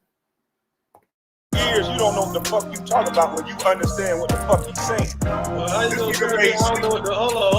Hold on. Years, you don't know what the fuck you talk about when you understand what the fuck he's saying. You ain't got no battle scars. You ain't got nothing to prove you like what you talking about, nigga. So I got two motherfucking boxer fractures and the 8 bone in my motherfucking wrist broke, bitch ass nigga. You ain't got no battle scars about nothing, nigga. You just talking, nigga. Hold on. So you didn't get patted down like a stripper? No, nigga. So I did not say anything wrong. My mentality changed at a certain point. I'm not saying what you did or you about shit in a locker room, nigga. You judge the man based on rules in a locker room. Jerry Stackhouse got 49 million of them. I'm under a rookie deal. You think that means somebody else because they can't beat the motherfucker up? They got the most money, you dummy. Will, did I say you've been protected by them white boys so much you don't understand nigga real life. You've been protected by the white boys, nigga. You ain't got no protection of white boy right now, though. Will, did I say it? I said when my mentality changed, right? I get what you're saying. Okay. So when my definitely, if you're trying to explain to try to get you to understand, I definitely get what you're saying. That's what I said. There's a situation that happened when yeah, you can't get what he's saying. I get what he's saying, and I can do both. I get what he's saying. Don't make any sense. What I'm saying, I can do both. He's saying don't make no sense. You can't trying to get out because it never was no. Listen to me here. Let me land my plane. It was never no my team. The nigga just lied when he said it was never no one. They gave Jerry Stackhouse 49 years after being the 6th man of the year. Then signed this pumpkin for $66 million. It's money talk, man. That nigga just running his goddamn mouth. He's tricking you dumb motherfuckers to believe it. That shit he talking about is real. Years you don't know the fire like I'm some punk. Years you fire like I'm some punk. Years you fire like I'm some punk. No, my nigga, we not doing years you don't know the fire like I'm some punk. Fire like I'm some punk. Fire like I'm some punk. No, my nigga, we not doing that. Fire like I'm some punk. Fire like I'm some punk. Fire like I'm some punk. No, my nigga, we not doing that. Fire like I'm some punk. Fire like I'm some punk. Fire like I'm some punk. No, nigga, we're not doing that.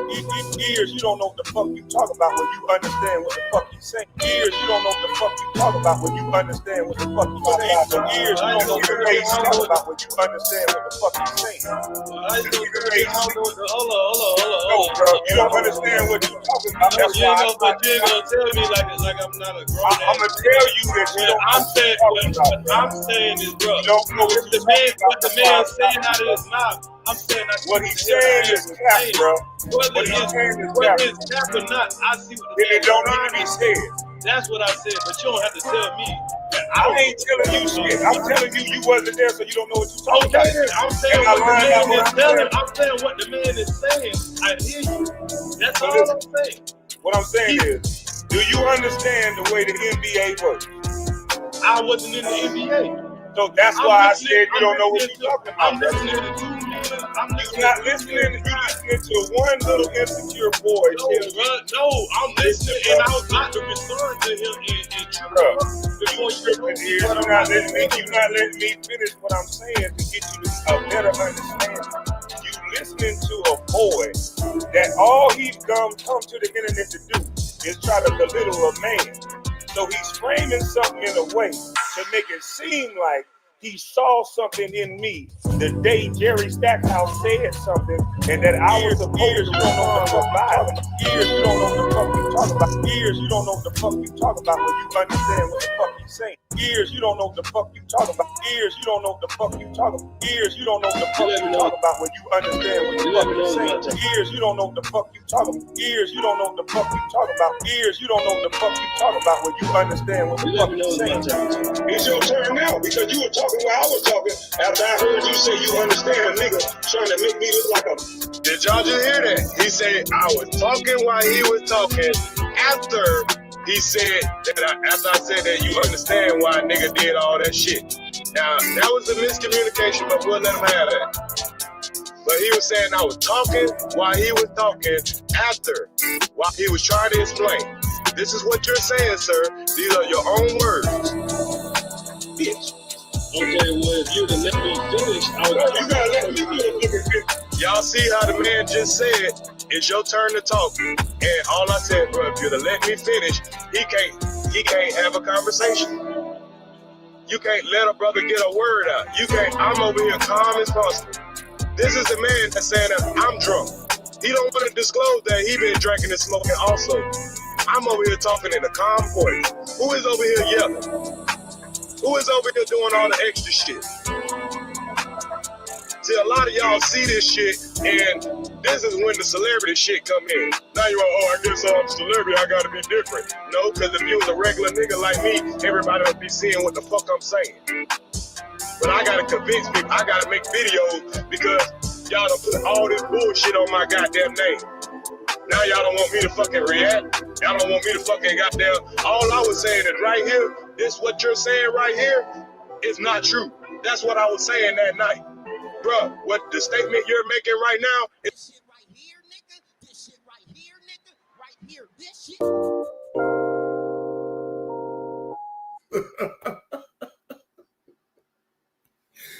Look, ladies and gentlemen, this is all for entertainment purposes. Only my views ain't your views. My thoughts ain't your thoughts. Everybody is welcome to their own point of view as far as what I put out there.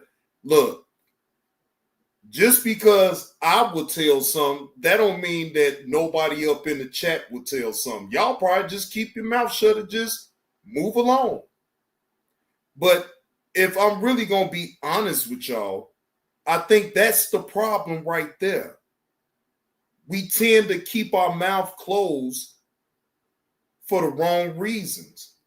See, I ain't got no hidden agenda or whatever. When I tell something, all I say is, don't do no fuck shit around me. And plus, if I'm really gonna be all the way honest, I'm not gonna put myself in a position that I have to see some bullshit or some illegal activities. How about that? If you don't put yourself in harm's way of being able to see illegal activities, then you ain't got nothing to worry about. But if you steady constantly putting yourself in harm's way, meaning that you putting yourself in a position to be able to have to tell on somebody if push comes to shove, then hey, you the one that lost, in my own opinion. So guess what? I'm not gonna hang around nobody. I don't give a fuck if I've been knowing you forever. I'm not gonna hang around you doing some illegal shit unless I'm with the illegal shit too, right? That's how that normally works. But if I know deep down I'm not with none of the shit that you doing, then guess what? I'm not gonna put myself in no position and nowhere near a position that I have to see illegal shit. And then if the police come and knocking at my door talking about, well, you wait a minute, whoa, I ain't a part of shit. I didn't tell that motherfucker to sit up there and rob that goddamn liquor store. He didn't tell me, forewarn me that he was about to put the gun to the man's head at the damn counter, make him give him drinks, and make him give the money out the goddamn cash register. No, I want my own free. No, fuck that. So guess what? Individuals that I notice like that, I'm not going to be around them at all, period. Because that's not what I'm on. See, it's all on you as an individual, what you allow to be around you. And if you allow savory, unsavory, cutthroat sons of bitches that I don't give a fuck if you don't think that they're going to do some shit. You better already assume that they're going to do some shit. And they don't give a fuck about you being around because guess what? They going to figure you going to follow the code. You just going to keep your mouth shut. And as long as, fuck that. How about I don't be around them type of individuals from the get? That way the police can't come to me and ask me shit because I really don't know shit. I can't tell what I don't know.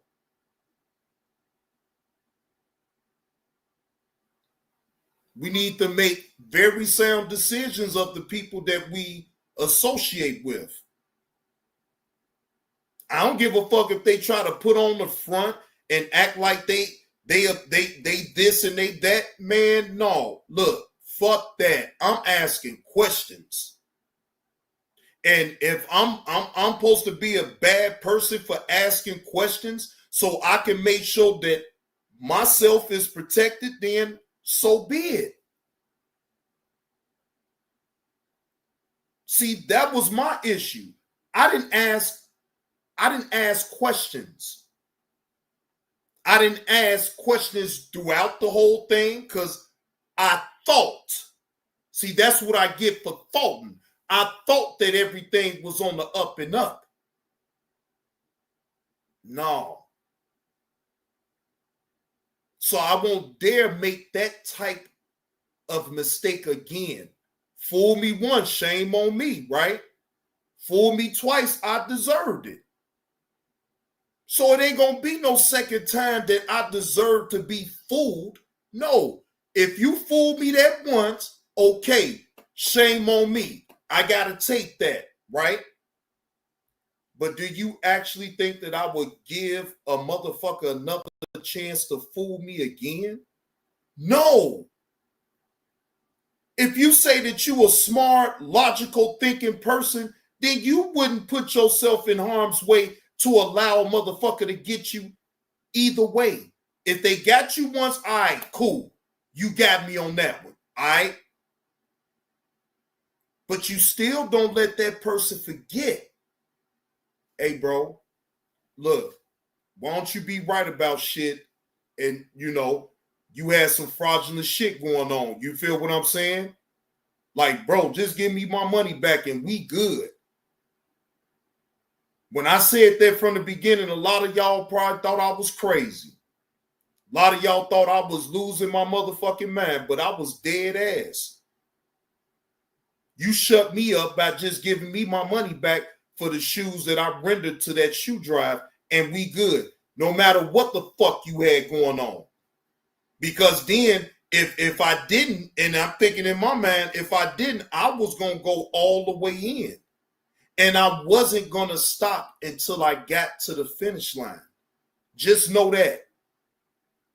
See, y'all don't really know me and what length I'm willing to go through to expose someone scamming on an everyday working man from 9 to 5. I saved that money up. I saved the money up to even go rent a car, go through what I went through to get to that fucking shoe drive. Is you fucking crazy? You think hardworking people that sit up here and go out that threshold, they got to make what they make an hour to donate to a motherfucker that used to be in the NBA, former #1 draft? You think I'm about to go through? You think I'm about to be made a fool out of? No, not that way. I can't let that shit happen. And anybody that know me for real, knew that shit wasn't going to just fly with me like that. No, fuck that. You got to hear me. And guess what? Now I got to be all up in your motherfucking business, nigga. Now I got to be up in your fucking business. And guess what? I was going to be all up in the bus feelings. Pause. No Diddy. Give a fuck about that.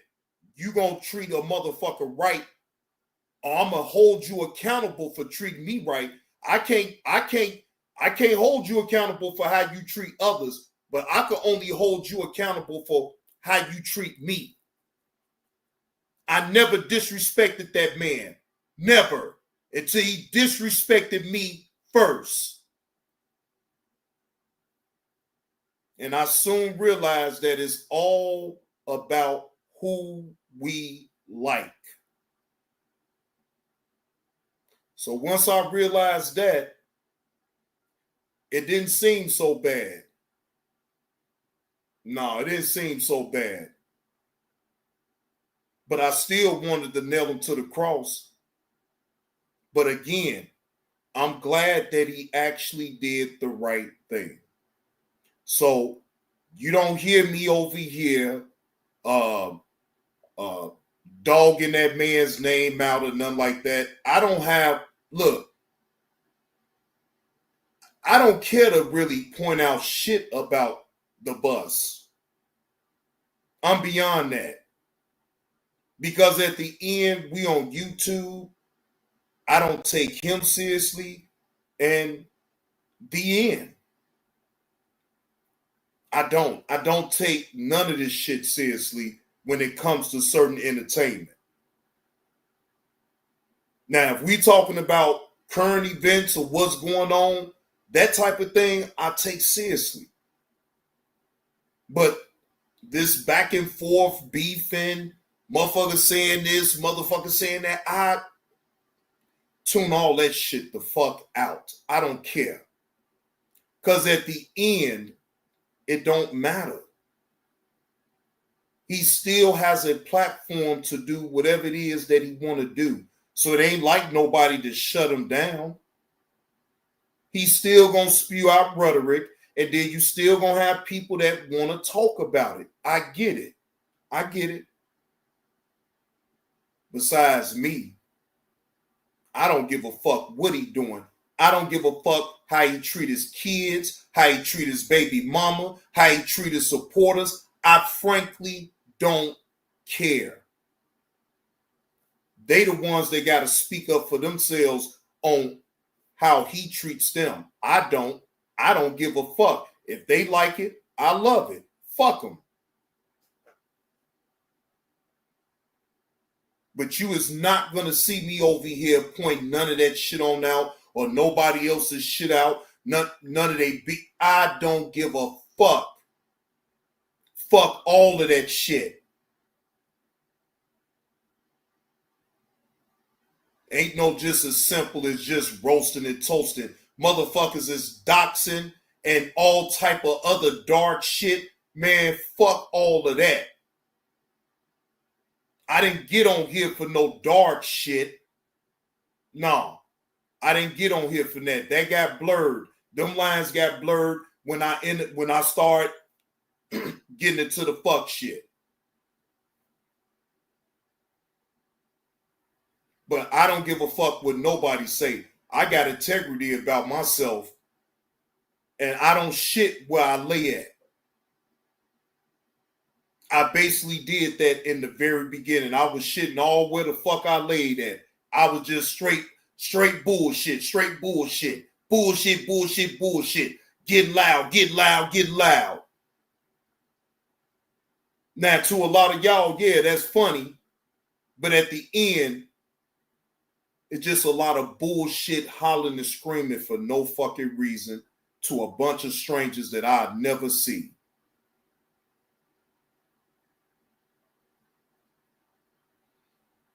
Yeah, well.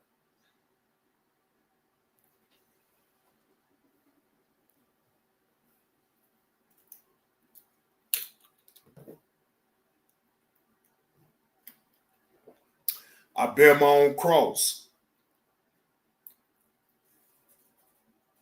And as long as I bear my own cross and I ain't putting my problems off on nobody else, give a fuck. My objective while I'm on here is pretty simple. To entertain, inform, and to make monetary income off the content that I provide. Not sit up here, tear somebody down that I don't know because of what they said about me. Who gives a fuck? Because none of these lousy motherfuckers would ever see me in real life to want to try to say that in my face.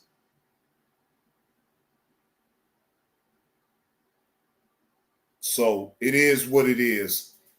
But anyhow,